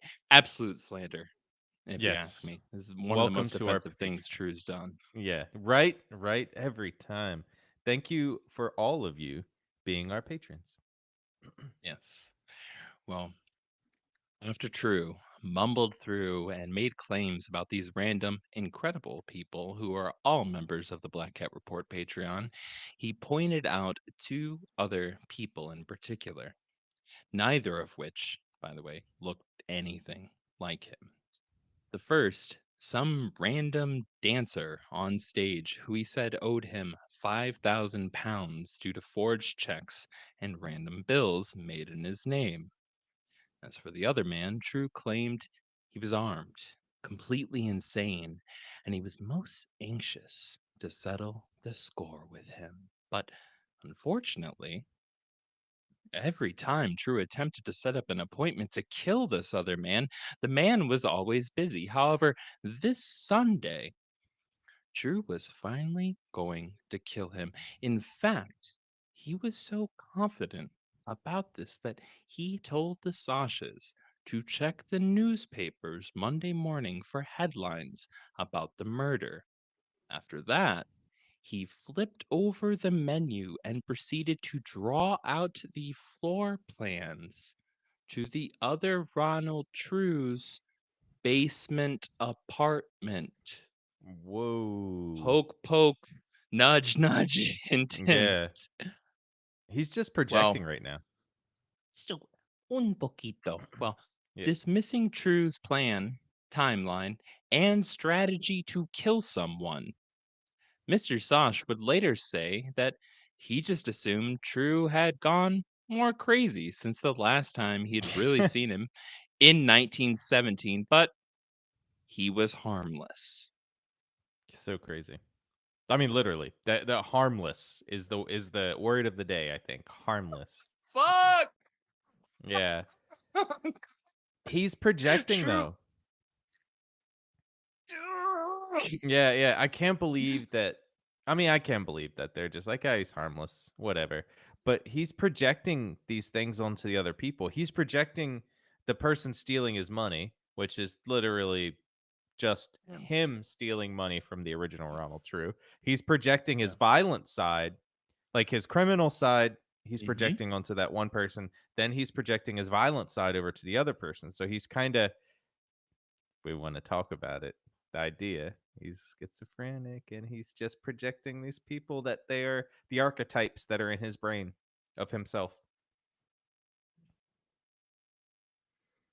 Yeah. If you listen to the not that I'm like trying to promote episode 2 constantly in episode 3, but I really tried You to are. hammer That's that fine. home in episode 2 with when I was saying like he is it was around the area where I was talking about him starting to become like a kleptomaniac and shoplifting. Hmm. Oh, yeah. Um, he he is starting to combat the world as he's turning like inwards. His expectations of his self and his grandiose ideas and stuff like that, like fine, like he's coming to terms with these things, and it's like eating him alive, which is really intense in terms of like his overall schizophrenia and how it's like how it's coming to be displayed. Hmm. He's projecting an honest truth of himself, like Yep. you were saying, into the world, because the only way he can acknowledge it is if it's not him. But he's finally being forced to acknowledge it, Hmm. which is part of the absolute deterioration of him. Yep. It's very this is why I had that long, kind of philosophical like rant at the end of the last episode was Hmm. because like these topics and how it gets covered. It's not just the and then he went here and he did this and he was fucking crazy and started killing people. Fuck that guy. It's like no, you're Yeah. very close to the deterioration in this man's life, and it begs questions. But Yeah. Mm. It's sad, the deterioration of him, It's very but sad. Yeah. but the moments are funny. Like Oh yeah. the No, yeah, there's some funny that's the shit. funny part. Yeah, the Like moments of him there's of some his like funny shit. the coincidences first off that happen Yes. are just Dear God, freaking yes. funny, and just Yeah. what he does, but the mental Yeah. state of him is not funny. That is sad because he is It's deteriorating right throughout this whole story that you're telling. He's just yeah. yeah. Yeah, and this is why it was all heavy at the end of episode 2, where I was just kind of like, Yep. I'd had to face a lot of things, like questioning what's okay to joke about, what's not okay, because Yeah. there's some funny shit here, and he's a douche, but also you can see him going crazy. And I'm Mhm. leaving, obviously, a 300 and something page book of court documents and stuff. In total for all these episodes, it's going to be 35 pages of scripts. I'm leaving a lot out, you know, Yeah, yeah. but, but, but, yeah, man. Anywho, Mhm. Were the cliff notes. yeah, cliff notes. Yeah. Mhm. Um, well, dinner ended and the two pairs separated for the evening, and True, yet again, ordered Luigi to stop at the same random intersection where, at 11 o'clock, he jumped out and came back a few minutes later, telling Armstrong and Luigi that, sadly, his friends just weren't home. Mm. The Sashas and True yet again met up. Again, the amount of enabling and shit that's happening here is fucking it is insane. They Ronald True is keep hanging closer to out. sanity compared to Yeah. everyone else. Well, Mhm. they again met up, but this time it was for lunch and without Armstrong. I left some cliff notes for myself here. I didn't want to write it out forever because it's a lot of just kind of dinners and updates and shit Yeah, leading yeah. up to shit. If you can't tell by now, the reason why I'm emphasizing specific dates leading up is because we're getting close to the climax. We're Well, almost there. basically the Sashas and True, they they went out for lunch without Armstrong, and they went to this tea house, right? Mhm. At this tea house, there was some random ass fucking guy, like 2 tables over, probably just jolly as fucking hell, just sipping his tea, being like, "Oh, it's so great to be British today. Ha And just, Mhm. like, sipping Having a fucking scone. tea. Having a scone. Yeah. "Get a scone." Mhm. And he's, "I've never been to a gay bathhouse." I'm just like, Who was that? That was the actual, that was their that guy's grandparents. "I don't Great-grandparents. know him." Yeah. I will most definitely not see him tonight at 7:30 p.m. or 8 o'clock if his wife takes forever to fall asleep. But Mhm. but anyway, god damn, that title's incredible. I hope to write that great someday. But but I really mean it. That is, I've read it 1,000 times. It's so good. It gets better every Mhm. time. Mm, Mhm. like But he's in the fine he's wine in that the never runs out. he's in the tea But house, right? They're yeah, so empty. he's in the tea house, and he's sitting there and he gets back into the Ronald True hunting Ronald True mode, and he starts Mhm. looking around. His true form. Um and I'm not about to shout out more patrons, but I hope you all caught that and weren't asleep at that point in the episode. But he looks over and there's some random motherfucker just like sipping tea, like la da la da da da da. I think I'll go for a walk with my new labradoodle later. La da Mhm. da. And Ronald True like leans into the Sashas and he's like, "See that guy over there? Do you see that son of a fucking bitch? That's my arch nemesis. I fucking hate him. I'm going to kill that man." Ooh. And the Sashas are sitting there like, okay, is this? We're Americans. We don't really understand tea culture. Y'all know what we did last time you shipped some over. Um, Mhm. is this what they mean when they say spilling tea? Is this what that's? No, just fucking listen. I'm going to excuse me, sir. A waiter walks up at this very fancy tea house. He says, "The phone is ready for you." Now, here's the deal. Ronald True told the staff that at a certain time they should come interrupt their conversation and tell him the phone is ready. He basically said, "I need to make a call at 1:30. Please let me know when it's 1:30 and get me and have your line open." And they were like, "Yes, sir. Anything you want, sir." So Ronald True stood up and he's like, "Oh, I have an important call that I must take. Excuse me." And he walked away. Whole time, guys in the background, "Yes, this scone is delightful. Never been to a gay bathhouse. No, no, no. Ha, maybe this scone has. Maybe this tea has, but not me. Live Yep. Steven. So that's gonna be a bitch to adjust that audio so it doesn't kill people's ears later. But but Yeah, I'd say so. God damn, I need like 8 microphones for different frequencies of voices. Mhm. Um, but um, but yeah, so Ronald True gets up and he's like, I have to take an important call and just leaves. And the Sashas are just like, well, I guess, when in Rome, or when in Britain, do as the Brits do. What are we doing here, right? Why is Yeah. this like the Can we third leave? day in a row we're hanging out with him? Yeah. Yeah, he's an old war buddy from the States. Yeah, I know, but you told me you didn't like him. Yeah, he's the only one we know. Fuck. So That's very Ronald True, powerful in another it country. is He's the honestly. only person Yeah. we know. So we gotta And he's deal with this technically a crazy stuff. local, you know. That's true. Yeah, show Um us cool places. so anyways, Ronald True comes back. Again. Da da da, the guy's in the fucking background. He's like, yeah, so I ran into him in the parking lot and we had a real how do you do? I had to basically summarize a long thing. He told them that he had to beat that dude's ass because he had been abusing his wife, Olive, harken back, Yeah, yeah. had been abusing his wife, Olive, and they got it worked out, and everything's fair and square. The phone call actually happened to be from Olive.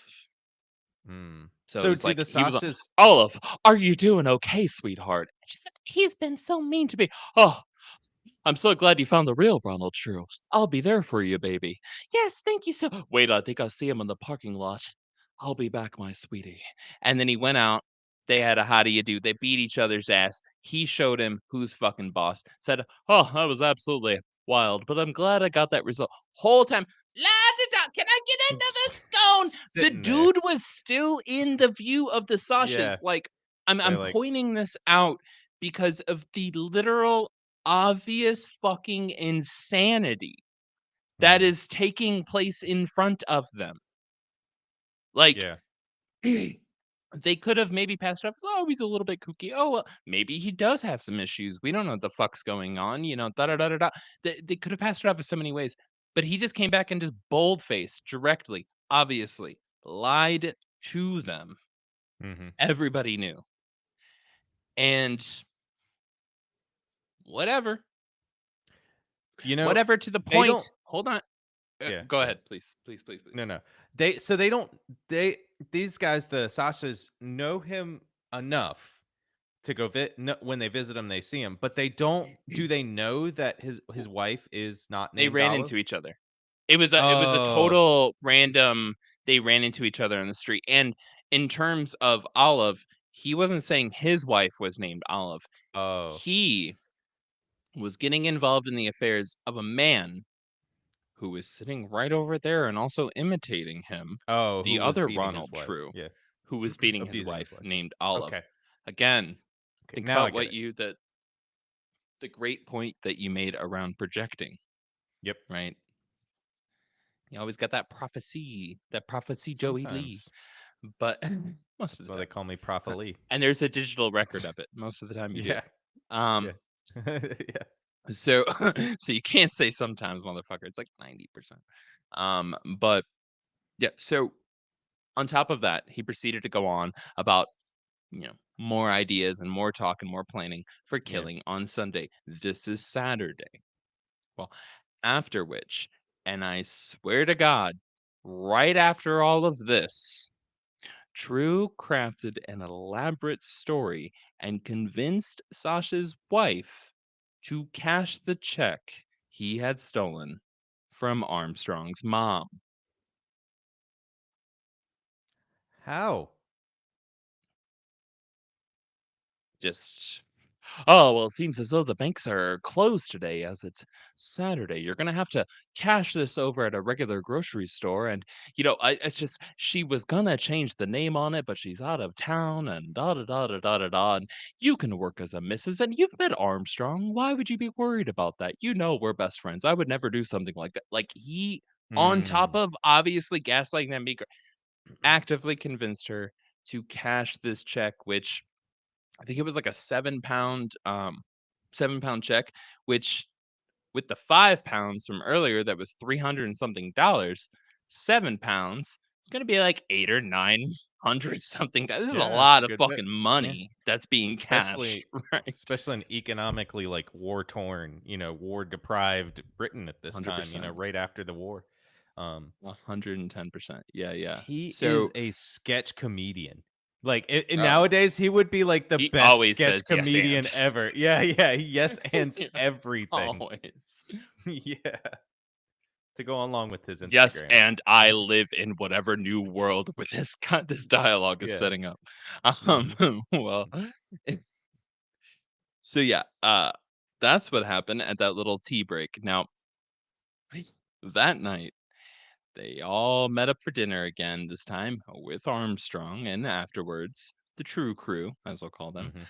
I like it. stopped at 11 p.m. at the same intersection. True ran off, came back, and the night ended without anyone asking a single fucking question. The next day, Sunday,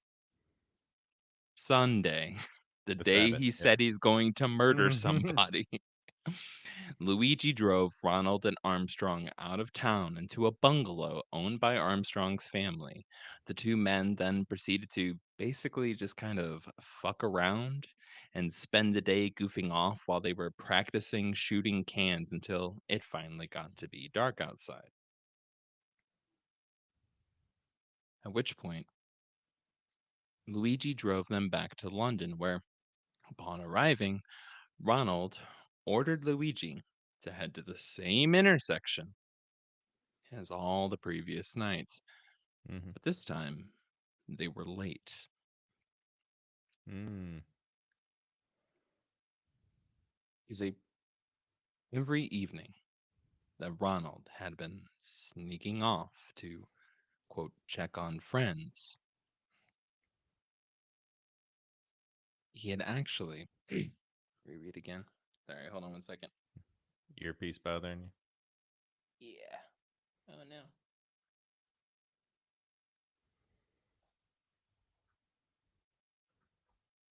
The, the foam for my earbud Oh, weird. fell off in my ear and was lodged in it.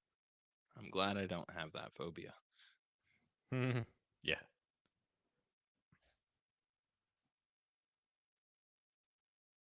Okay.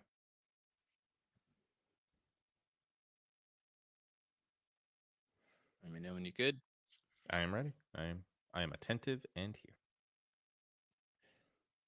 You see, every evening that Ronald had been sneaking off to check on friends, he had actually been peering down the street, looking to the doorway of apartment 13A to see if the lamp hanging above the entrance was still lit. It was a subtle but important signal for someone of Olive's profession. Mm. It was one that she used to communicate with nearby friends. If the lamp was lit, she was still out. If it was off, she had made it home safe. But on the night of Sunday, March 5th, the darkness of her doorway became a screaming invitation for the obsessions of a madman. It was somewhere between 11 and midnight when Ronald saw the lamplight was out. In response, he quickly made his way back to Luigi and Armstrong, told them his friends weren't home, and they drove Armstrong back to his house. After dropping him off, True ordered Luigi to head back to the same intersection immediately, but this time, when they arrived, he directed Luigi straight to Olive Young's apartment complex, where he had him stop at the gated entranceway of apartment 13A. True stepped out of the car and dismissed Luigi for the night, telling him to come back in the morning, picking up, telling him to come back in the morning and pick him up at 11 a.m. on nearby Finborough Road. Now, I feel it's important to note here, same as they noted it in the book, that Olive Young, being of the profession she was, didn't make a habit of raising an alarm or calling the police in the middle of the night, which may help to explain why, when she opened up her door and saw the man who had been stalking and harassing her relentlessly, she chose to simply let him in. Mm.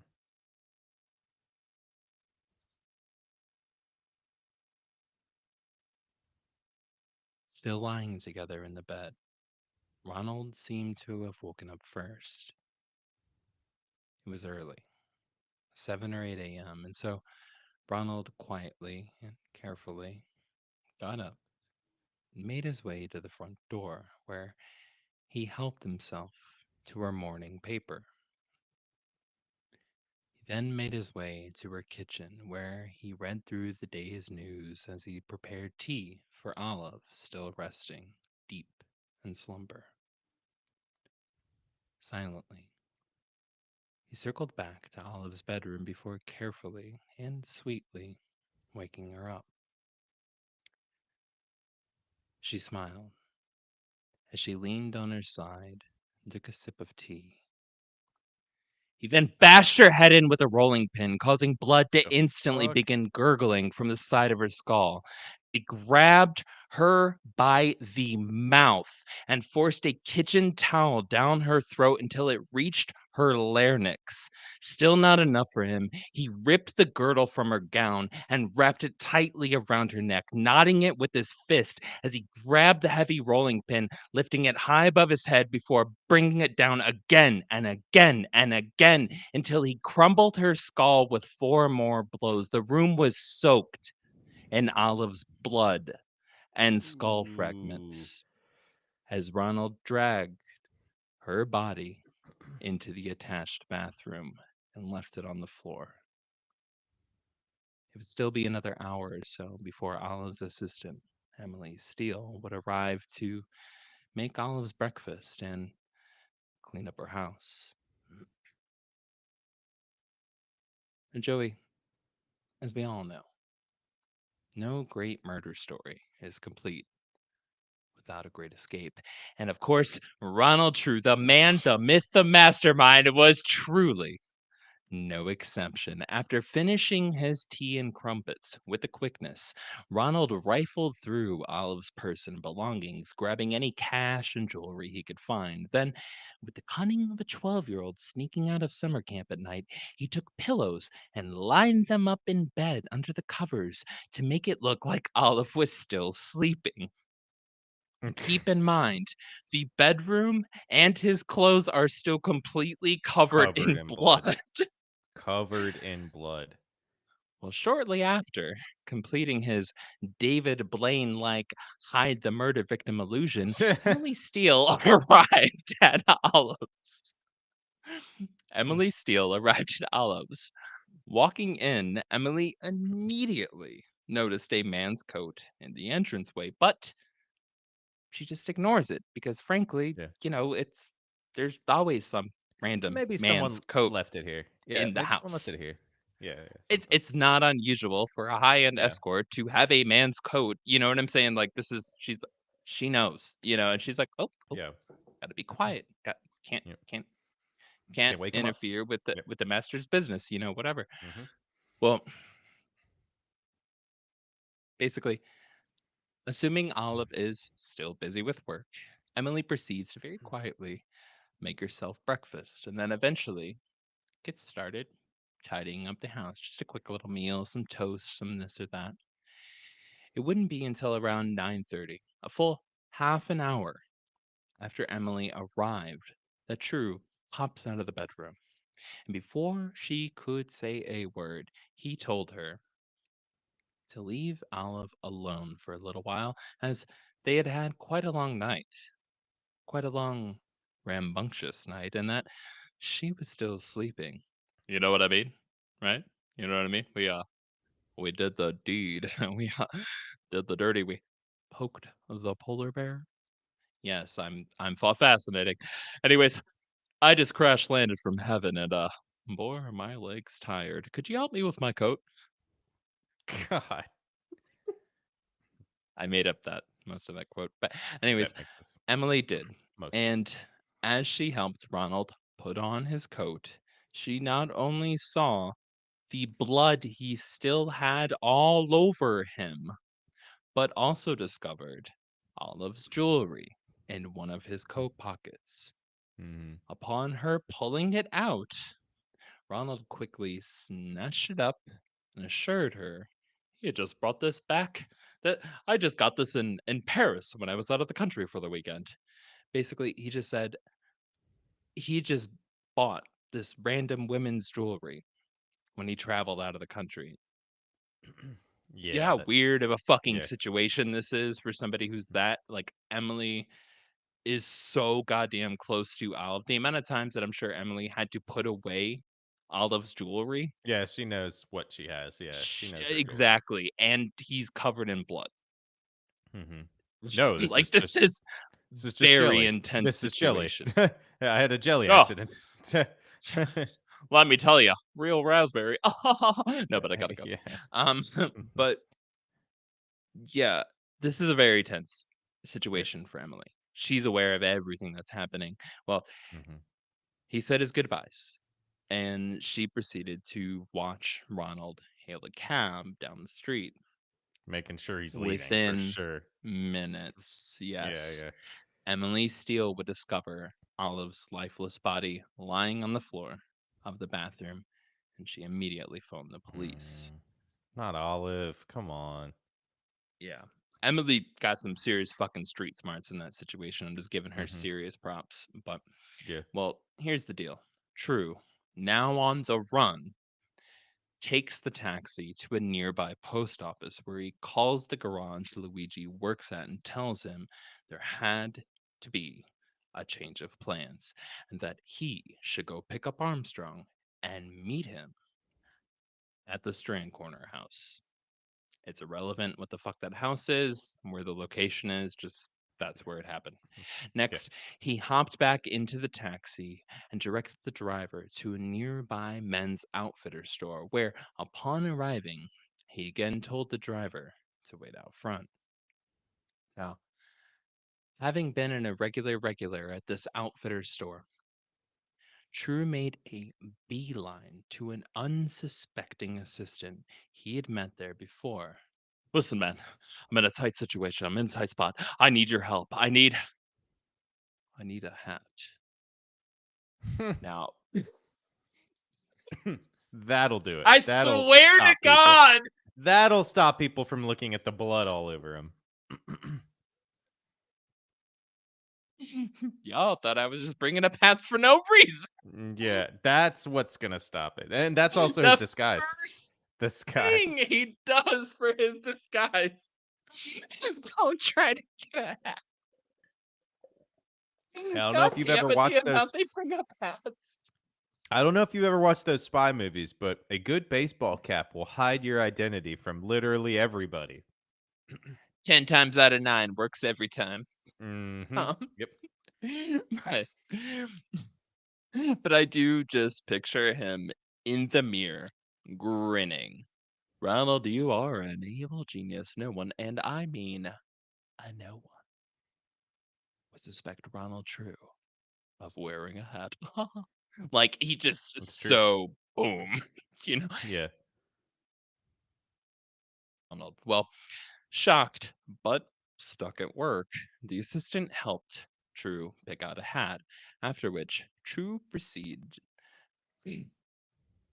after which True proceeded to unbutton his overcoat, revealing to the now horrified assistant that he's covered in fresh blood stains, right? Yeah. The guy's like, "What the fuck?" He's like, they don't pay me enough And for then this. he stops looking at the hat and he looks down. Oh God, there's blood too. Yeah, yeah. Like just shock, Sir, are shock. you bleeding? Ronald's response, and I swear to fucking God, I'm quoting. Oh, those? Yeah. I had, I just had a flying accident. Anyways, I'm gonna need a new suit ASAP. That tracks. That tracks though. Honest, If the guy knew him though, if the guy knew him, he's just like, yeah. nah, it tracks. Oh yeah. Why didn't I assume? Did you hit like Um, 6 birds in the sky with your chest? Is that like you're no, not even hobbling as you're walking in here, you know? Like, come on. But like the guy's probably bro, just like, they don't pay me enough for this. You know, like he says, I don't get paid enough. not at Okay, I'll all. get you new suit. Yeah, yeah. I'll just get you new suit. It's fine. Yeah. So, anyways, the needs a new suit ASAP.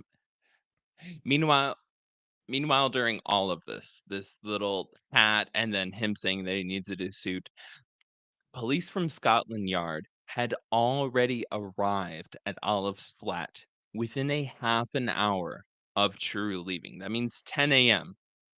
Hmm. ish. They had already made their way there. The cause of death was obvious.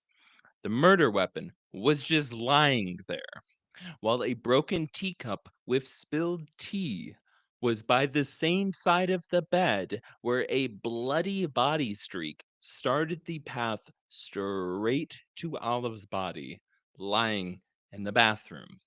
This Hmm. was open and shut case. It was Obviously, she was obviously making we know what the fuck happened, yeah. you know? Obviously, she was making cookies and she fell and got fell in the Yeah.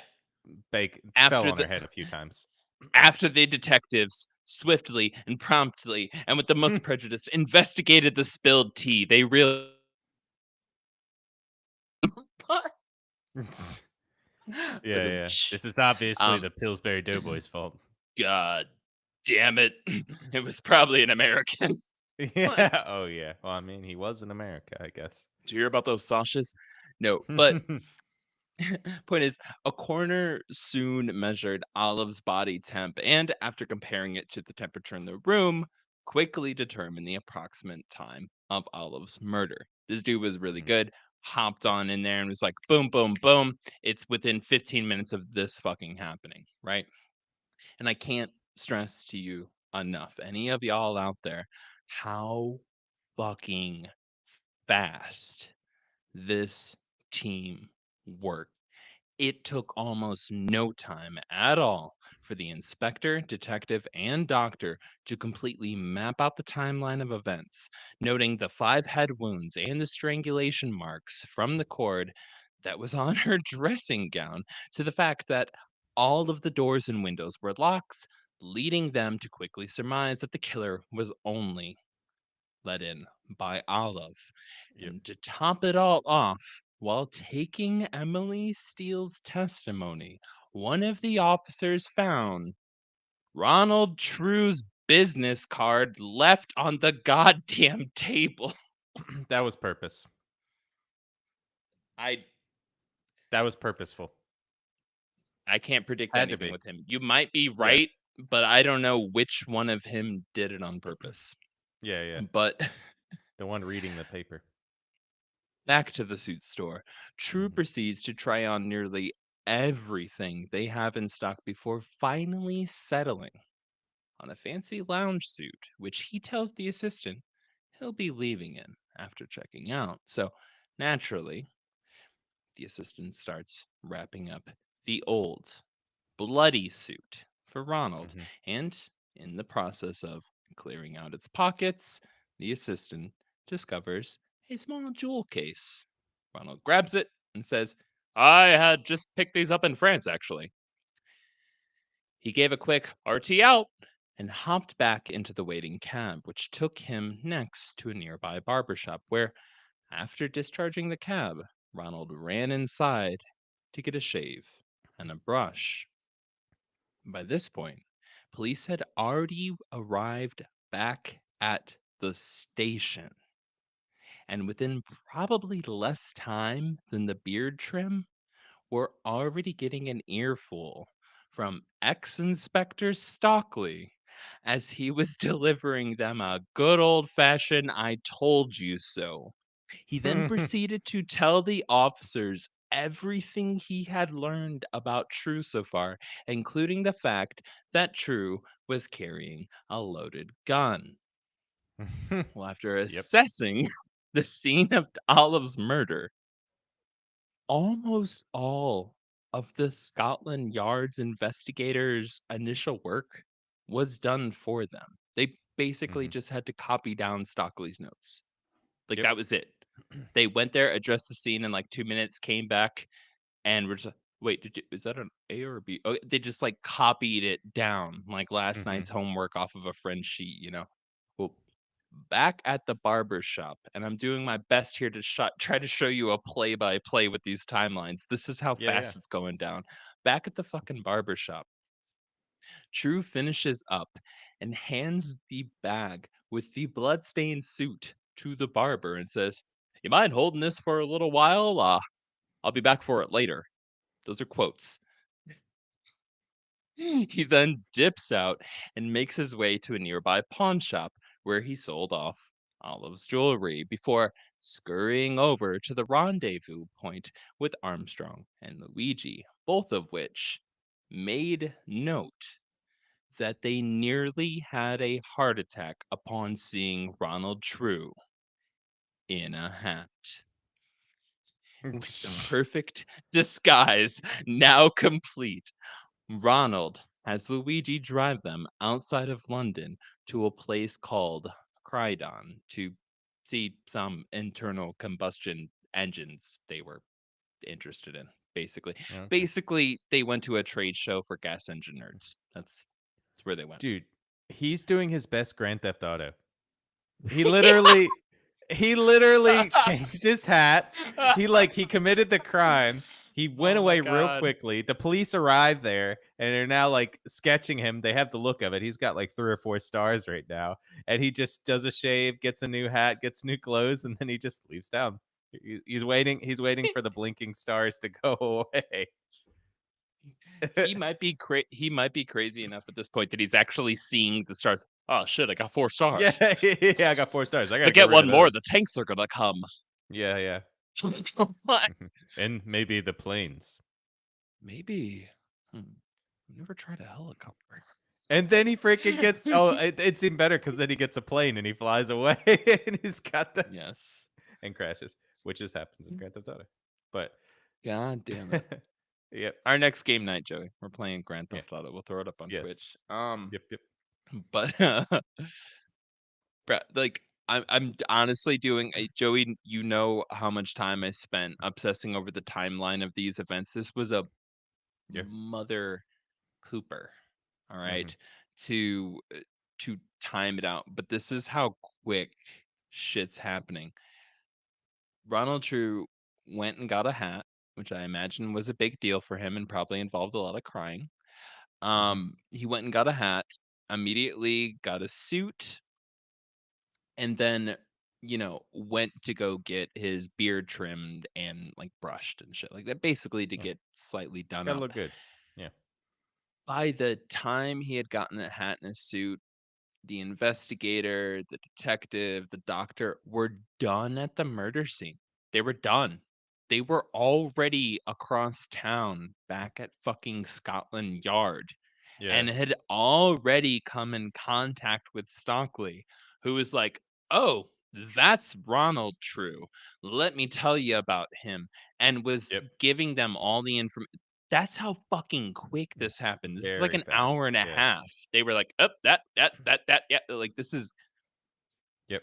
like Moving fast, fucking quick. easy bake oven of CSI, right? Yeah, which is weird for a. I mean, I guess Scotland Yard is notoriously pretty decent about the about researching I stuff, but imagine this helped with their reputation. Ye it did help with their reputation, and Jesus. it helped that the PI was also there, that had already been researching into it, but they had already gotten I mean okay, let me put it I'm gonna say they So did a many great things. job getting this, but Yes. they literally had a smoking gun with his business card that was left there on the Yeah. table, and they're just like, "Oh, Yeah. well, he just gave us his name. No big deal." But it is weird that it's TREW. It was on wait a sec, just Hmm. beating the shit out of Yeah. the good doppelganger and Yeah. I Murray's. was never there. I was never there. I was Help with my me. wife in Yeah. church. Yeah, Yeah. right, you piece of shit. We heard Yeah. about what you do. And there's just like a Yeah. line of people and bookies in the background Waiting to rolling up beat their him up. sleeves, getting ready to Yeah. beat him up too. Let us at him next, yeah. You Yeah. know, We it's loved Olive, you know? Yeah, like, damn. yeah, He's like, just I got away with bruh. it. And I would have gotten away with it too. If it hadn't been for the two true. But Hmm. this is fucking insane. Like, I'm sorry. I've never seen some shit just degrade so fucking fast. And Hmm. Ronald True had so much time to plan. He had so much fucking time to plan. I need to take one more quick break. I'll be right back, Hmm. bud. Yeah, yeah. All good. Boop. Marked it. Hmm. Mute.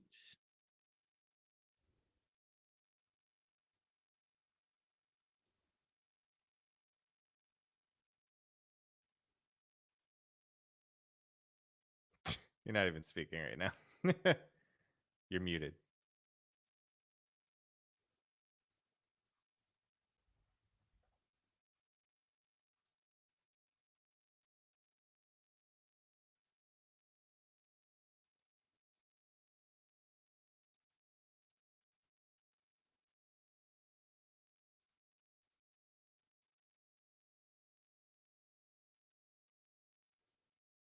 Well, this is our second break. So thank you guys for listening and being with us this long. It is 11 o'clock for me and Gil, but we are loving this. Thank you guys for listening. We're here. Again, reminder Beer, Booze, and Boogeyman on Saturday. Also, Cup of Joey coming out on Monday at 10 a.m. as usual. First Monday of the month. So you can be around. There's going to be a live drop. I'll be there. Hopefully, I'll be awake. Live drop. I'll be there chatting with y'all. It's gonna be an interesting. It's probably gonna be a longer than normal cup of Joey because we have a lot of stuff going. I had a lot of stuff going on. Kind of go out through what's going on. Let's see what else is happening. Oh, do not forget midnight mass tomorrow evening. Gil and I are going to be doing some fun stuff. We're going to be taking questions. We're going to be kind of doing like a little live stream, live call in. So if you got questions for us, you can either, message us in questions. We'll be sitting there chilling, talking, hanging out. It's basically talking about podcasting. If you want advice, if you want give us advice, it'd be great. Give us some stuff, talk about. We'll just be there hanging out, chilling as our normal midnight mass. So it is an ever changing twice monthly little thing we do for our Patreon listeners, and it really just depends on what we want to do that week. So or ideas. Last week, 2 weeks ago, we played Jeopardy, and Gil lost because he cannot remember any of the information that we talk about, which neither can I. So it happens. And I think Jaden actually won the Jeopardy game. So good job, Jaden. We will have, I think we had talked about it. We will be sending you a prize of some sort. So yeah, we will get on the lookout for that. Thank you guys for listening. And we are almost back. Welcome back, Gil. No. I did forget that we have to send Jaden her prize for winning Jeopardy last week, 2 weeks ago, a midnight mass. Jaden wasn't present to Oh, receive at the the end. present. Yes. But you Mm, should definitely reach out to Jaden yeah, and I will to and get. Yeah, get that set up. send the prize, We le might be broke, prize. but we can afford some stamps. Mm-hmm. So Truth. All right. Let me find where I was at on the page.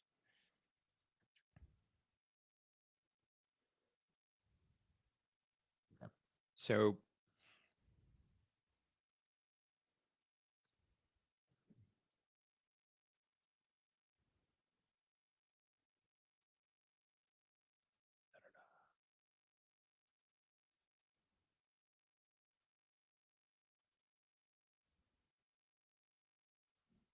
basically, they went to a trade show for gas engineers. By the time they got to Crichton, it was 4 p.m. And Drew immediately bought a newspaper, the headlines of which read, Murder of Olive Young! It had only been 6.5 hours since Ronald True left Olive Young's house. That's it. Damn. Some quick This is recording. 123 year or no, sorry. This is 103 years ago. Yeah, this is 103 years ago. That's how fucking quick the news travel. Yeah, that's faster sometimes than a news article will be out now, which is Bruh. crazy. And again, pointing out the status when I earlier on when I said that she was like high end, high class, like very in demand, all in the sort like this, she Hmm. was a known figure, right? Yeah. This made news. Yeah, for sure. Well, upon seeing the headlines, Ronald tossed the newspaper into the car and said, Ugh, nothing of interest. That's a direct quote. Makes sense. That makes sense with his character right now. Well, within a few hours, Luigi had taken them back to London for dinner, after which he chauffeured Ronald and Armstrong to the Hammersmith Palace of Varieties to catch a 9 p.m. show. Once they arrived, Luigi was relieved and told to come back when it was finished. The two men went inside, and before they were even able to settle into their seats, another audience member traded them for better private seating. Nice. Meanwhile, Luigi was arriving back at his employer's garage, where as soon as he pulled up, he was met by investigators from Scotland Yard. Now, Luigi, who I imagine had yet to be paid for anything, Yep. wasted no time telling the investigators everything in excruciating detail. Long of the short of it, before the show at Hammersmith was even through, police walked into the private box and arrested Ronald True. Not a single performer or audience member even noticed. Damn. What a quiet takedown. Yes. Yeah. Damn, there's They had he. a they had enough information about True with the loaded gun. They were worried about going in there like this is a madman in a theater with a loaded gun. Mhm. Like these aren't American cops. They actually think about these things. And Yeah. they were trying to figure out they had enough information by the time they went in. They knew the seats had been fucking traded and they could arrest him Damn. quietly. Yeah, Because, that's awesome. they're not gonna interrupt the show. Yeah. Um Also, for any Clash fans out there, that Hammersmith is the Hammersmith from White Man and Hammersmith, a very famous song by the Clash, which I'm not a fan of, but I did notice the name and I looked it up. It doesn't and no longer exists, but it's a very historical venue. It's like Hmm. um even older than say like the Fillmore or some shit like that. Like it's like a very, Yeah, you yeah. know, boom. Damn. Well, That's cool. That's good that they got him so oh, quickly and with so boom. easy. Hmm. Bro, it was basically like 13 hours. Yeah, that's That's very about how good at long it murder. took. Yeah. And that includes Ronald True leaving town, Yeah. coming. Like, dude, just this shit moved so fast. Mhm. Well, By May, True was on trial. His lawyer had a very difficult path in front of him because his lawyer was pleading insanity. Now, I'm not going to get into the nitty-gritty of British law. And Joey's just like, "Thank you, God," Thank you. of Yep. British I think law. I think I speak for everybody. Thank you. Thank you, Gil. Yeah. Of British law around insanity defenses, but I've been like, edging us towards it this entire time about how this case kind of changed the trajectory of law and for an entire country. Right? That's a Mhm. pretty big deal, right? Yep. Well, the thing is that at the time of Ronald True first, um, you know, going up on the insanity defense, right? Um, British law had a very intense philosophical system that had hardly been pushed or checked when it came to insanity. And what all the white wigs and philosophers philosophers in British law were basically getting at, because again it was mostly theoretical in Mhm. their minds, right, was that even if someone's insane, that doesn't mean that A, they weren't in control at the time they killed someone, Mhm. and B, that they didn't know right from wrong. And so you had to meet both of those qualifications in British law. You had to Very hard to do. completely detached from the concept of right and wrong, and you had to be completely detached from knowing what you were doing, Mhm. That's right? hard to do. Yep. So it's a very difficult defense to say. You can't Mhm. just say that somebody's crazy, so all the time they're crazy. That's not how it works. You have to Yep. say they were crazy and that it was in one of those brief windows where they were having a schizophrenic episode Mhm. that they committed this crime, Yep. right? Ronald True has a long, detailed history of this deterioration, these delusions, the development of fantasy, this mixture of fantasy and reality and fantasy, and just like it. This is why there's so much to this case.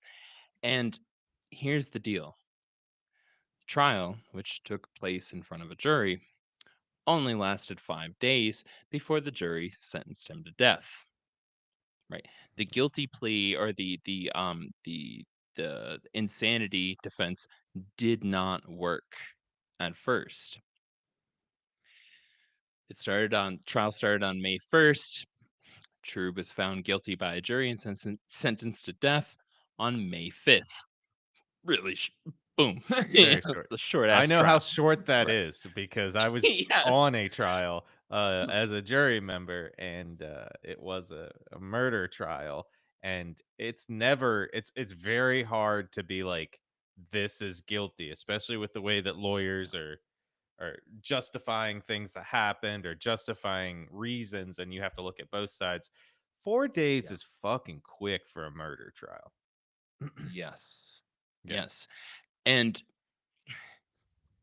something funny, I've included a good 90% of the testimony through these past 3 episodes, but the farmer from New Zealand, when True was a kid, his aunt, I think the only person who I didn't explicitly mention died.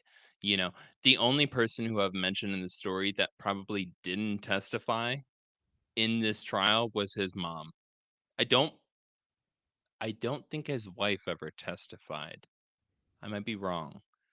But, Mm. like, every name that I've mentioned in here has testified, including Armstrong, who, dear God, if you don't hate him by now, magically didn't remember or somehow didn't hear every incriminating thing that ever happened during any point of this entire goddamn scenario. Armstrong was like, "I don't think I recall that situation where I was eating dinner at the same table as all of them and he was talking about the other Ronald True. Now, I don't think he ever told me about the other Ronald True." Armstrong literally The way the records show, never heard about the other Ronald True, which I don't fucking believe Gil, at Gil, all Gil, in the least. Gil. He Armstrong ain't no earmuffed. He- snitch. He ain't no snitch. Armstrong ain't He no ain't no snitch. goddamn If snitch. you are a criminal, get you a bro named Armstrong that's gonna just, I don't remember what happened. And Yeah. you know what? He actually went on to create one of the leading brands of earmuffs, called Armstrong's Earmuffs. And it is now, he sold it to I Patagonia. started And now Livestrong. yeah, and he sold to Patagonia, and now he's, well, I mean, he's passed away, but his family is doing really well. You know what I mean? Hmm. But it's a fucking it's a trip. It's a trip. Goddamn. Um, Yeah. yeah, And to be everybody fair, like, testified. was it gonna like, was his testimony going to help the insanity plea? It Because he would 100% made sure he didn't go to jail. That's what it did. yeah, but for sure, would that have helped the insanity plea? You know what I mean? Like, because he would have been like, "No, he went Yes. crazy." So he kinda did, in Yes. a way, looking at it, he kinda screwed over his friend, but made sure he didn't go to jail. So, which is kinda like, he's not a good bro. He's It not a would snitch, but it's a hard spot to be in. now I'm But backpedaling. Now I'm backpedaling on his yeah, cool friendship. Fuck Armstrong. Yeah. backpedaling. Fuck him in Yeah. Fuck both Armstrong. sides of it. He did not help Fuck anybody. Armstrong. Yeah, yeah. This is an orgy of fuck 'em both. Yep. But yeah, so everybody fucking testified. That's where so much of this story and the breakdown and summary and stuff comes from. Well, anyways, fast forward a little bit. So, uh, True goes to jail. Mhm. Totally fucking cuckoo bananas in jail, including where are the killers at? Where are the fellow killers? Mhm. Killers over here. I'm almost literally quoting. At one point, he walked into a room in the common area. It was like, all the killers over here, everybody. Hey, like, yes, that was him. And Mhm. started a beef with this young kid, this young man. He was like 18, 19 years old, who was also in there for killing somebody, and who also the lawyer had pled insanity. Started a beef with him. It was a whole thing. I think he knocked out a few of this kid's teeth. It was Mm. some prison shit. Well, fast forward a tiny bit more. We're at May 25th. By this point, three separate psychologists had spent like a week, 2 weeks, whatever, with Ronald True, meticulously documented Mhm. him, his speech, his behavior, his history, his thoughts. Every fucking one of them said either A, yeah, he's fucking cuckoo bananas 24/7, or B, he's inconclusively cuckoo bananas 24/7, but he is 100% conclusively cuckoo bananas. Yeah. Like it was some strong medical practice kind of like BS where they were just like, I can't 100% say it, but I'll say 99.999% of the time. Like it was basically three individual doctors hired by the other side went Yeah. against went against the people Yeah. who hired him and were like, yeah, no, he's gone. He's gone, baby. Yeah. May 25th, appeal. It gets dismissed.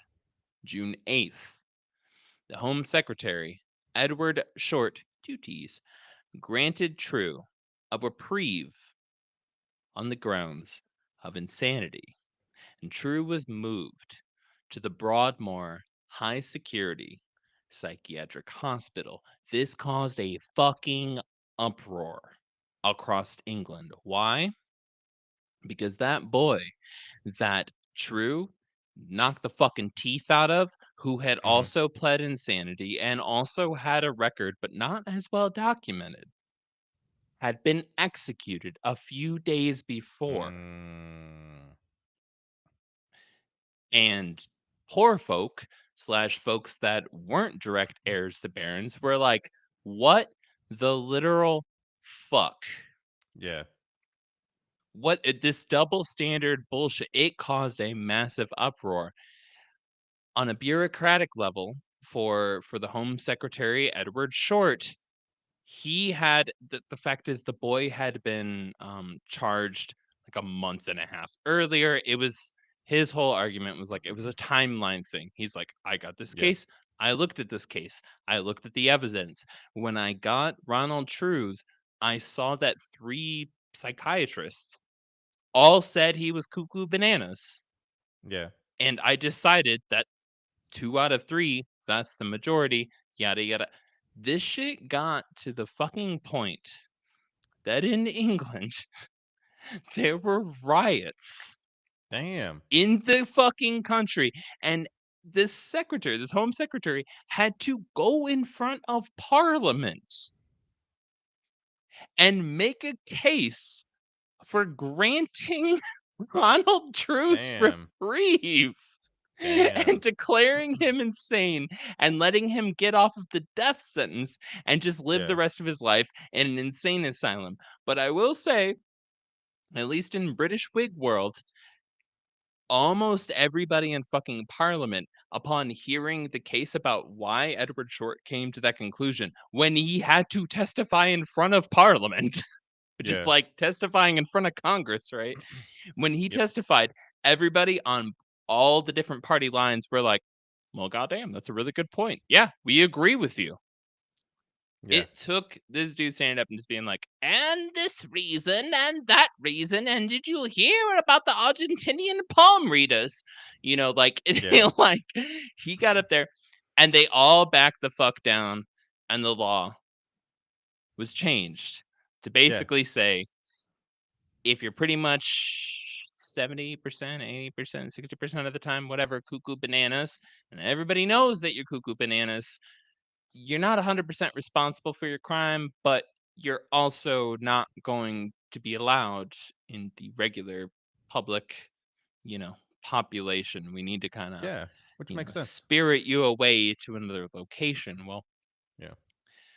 irregardless, Drew spent the rest of his life in Broadmoor high security psychiatric hospital, right? In this hospital, which, by the way, my really good friend M from England, she brought up Broadmoor when we were talking the other day, and she's like, "Oh, you don't want to be sent there."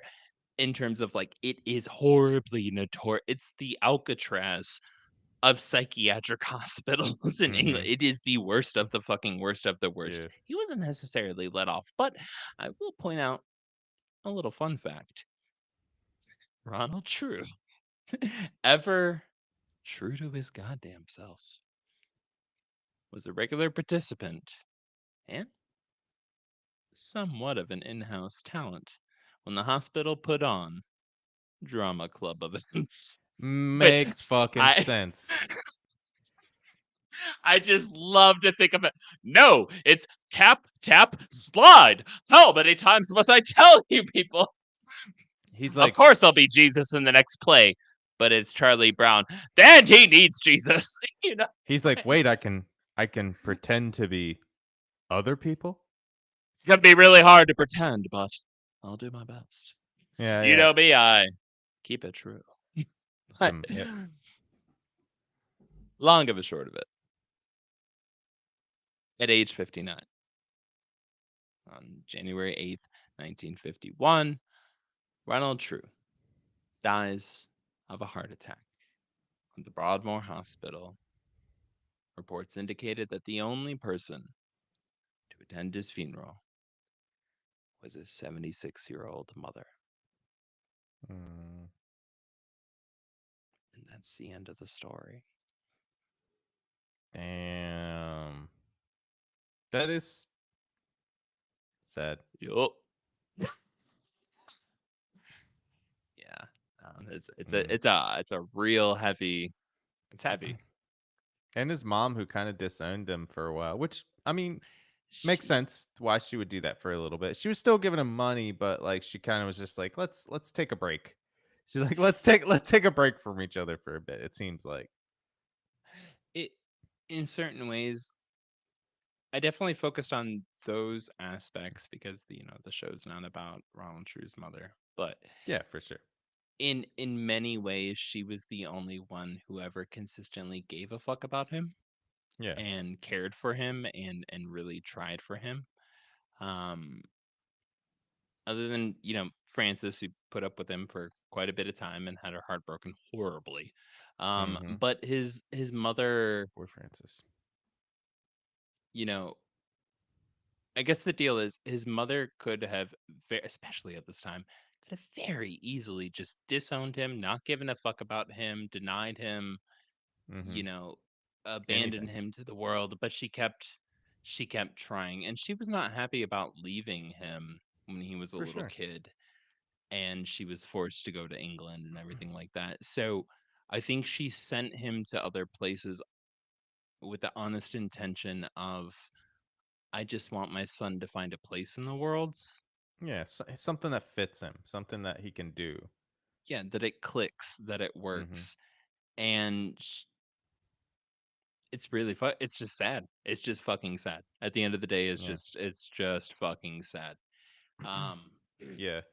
What I what don't know. really makes it interesting and great is that we got one of the greatest inventors out of this though, because not only did Armstrong create earmuffs, he was the first to create noise canceling headphones with the earmuffs because he just wasn't paying attention. It's not his fault. He literally didn't hear anything. His earmuffs He were like created prototypes. Yeah, crime canceling headphones that somehow exactly. magically Yeah. blocked out all things that would, implicate you in a criminal activity. Hmm. Say what? I couldn't hear you. My new automatic crime canceling headphones. Yeah. You're right. You're 100% right. Um, Thank you, this Armstrong. is for real. Thank you, Armstrong. But this is a fascinating, incredibly, incredibly complicated story. Mm, Dear God, this is just layers upon layers. This might be one of the most complicated, stories, at least for me, that I've ever covered on the show in terms of implications, repercussions, buildups, the intricacies of like all of the different backgrounds and what happens. It Excellent suggestion. I mhm, didn't say it up top. I have said it multiple times in the past two episodes for the series. Shout out Ian and Jaden. Thank you boop, so boop. much for recommending Ronald True to us. I know it was just kind of a random Wikipedia article, literally, that they came across, and they were like, "Dude, this would be fucking awesome." And Yeah. I skimmed through, and I was like, "Dude, this is hilarious. This is funny." Some guy who's like this crazy kind of like douchey looking d-bag crashes a Mhm. plane multiple times, marries an actress, kills this random lady. Hell yeah, that'd be a fun case. And then I actually dove into it, and I was like, oh my god, this just keeps going. Like, it Yeah. just fucking goes. And like, but yeah, seriously, it's recommendations like y'all's that keep us so fucking stoked about the content Mhm. that we cover, that we make on this show, and that we love to deliver. So Yeah. thank y'all. Apologies a million times over about how delayed a lot of these episodes have been, but yeah, we're not gonna half-ass it. Sorry. You're just gonna have Yep. to wait for quality sometimes. Mhm. Like, Yep. you can get the microwave ready meal, or you can get that slow cooked, juicy shit. And Yeah. and And I hope and we've I hope still y'all been, found it me and tasty. Gil have still been kind of recovering from a lot of stuff, recovering Not at from all. no, not at all from It's fine. random stuff that's happened to our town. So we're still getting into the groove again and doing episodes. So hopefully It's true. you know, we'll be on track eventually, but next week, Next get your week. favorite snacks. Is that the sound? Get your favorite snacks because we're gonna go on a nice little road trip for a nice light. I always like to say it's light episodes, but that's to me that's light. It's light and fun. It's less intense research, I guess. So great job, Gil. You did wonderful.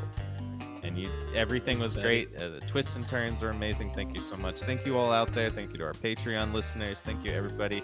We did already mention you guys in our episode for being patrons at the bar. So thank you guys so much. We appreciate you. And yeah, be prepared for beer. I don't think this will be out by then, but be prepared for a cup of Joey on Monday, the first Monday of the month. We will be doing a lot of stuff coming up this month. I might have a nice, interesting video surprise, funny enough for you guys already coming up in the month of March. I'm hoping to be able to get that done. Gil's got a nice surprise right now with the chonker.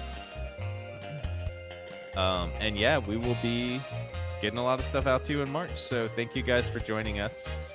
And you know what? Gil, you got anything to say? Just hanging out with Salem. Perfect. Movie boy. Let me think.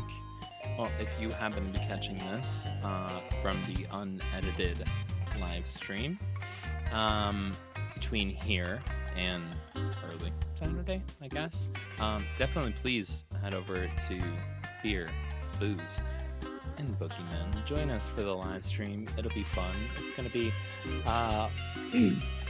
haunted graveyard tales. Who the fuck doesn't love a good haunted graveyard tale? I don't know. But fuck them. Yep. Yeah, we got a lot of shit coming up. Look, the easiest way to keep up with all the chaos, all the madness, and honestly, all the horribly planned and procrastinated last-minute content we will continue to produce for you, whether you know about it or not. I like to say we're creative. It's to follow us on Patreon under Black Cat Report. Super easy to find, and here's the deal. Reach out to us at any fucking point and say, hey, I just joined, and we're gonna be like, hey, here is a year upgrade to a paid tier. We're just glad to have you here, fam.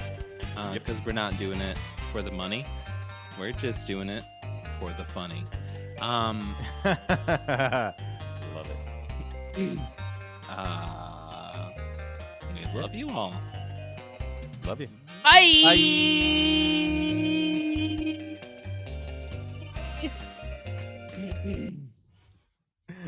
My chair moved as I was doing that, so it just like rolled slowly forward.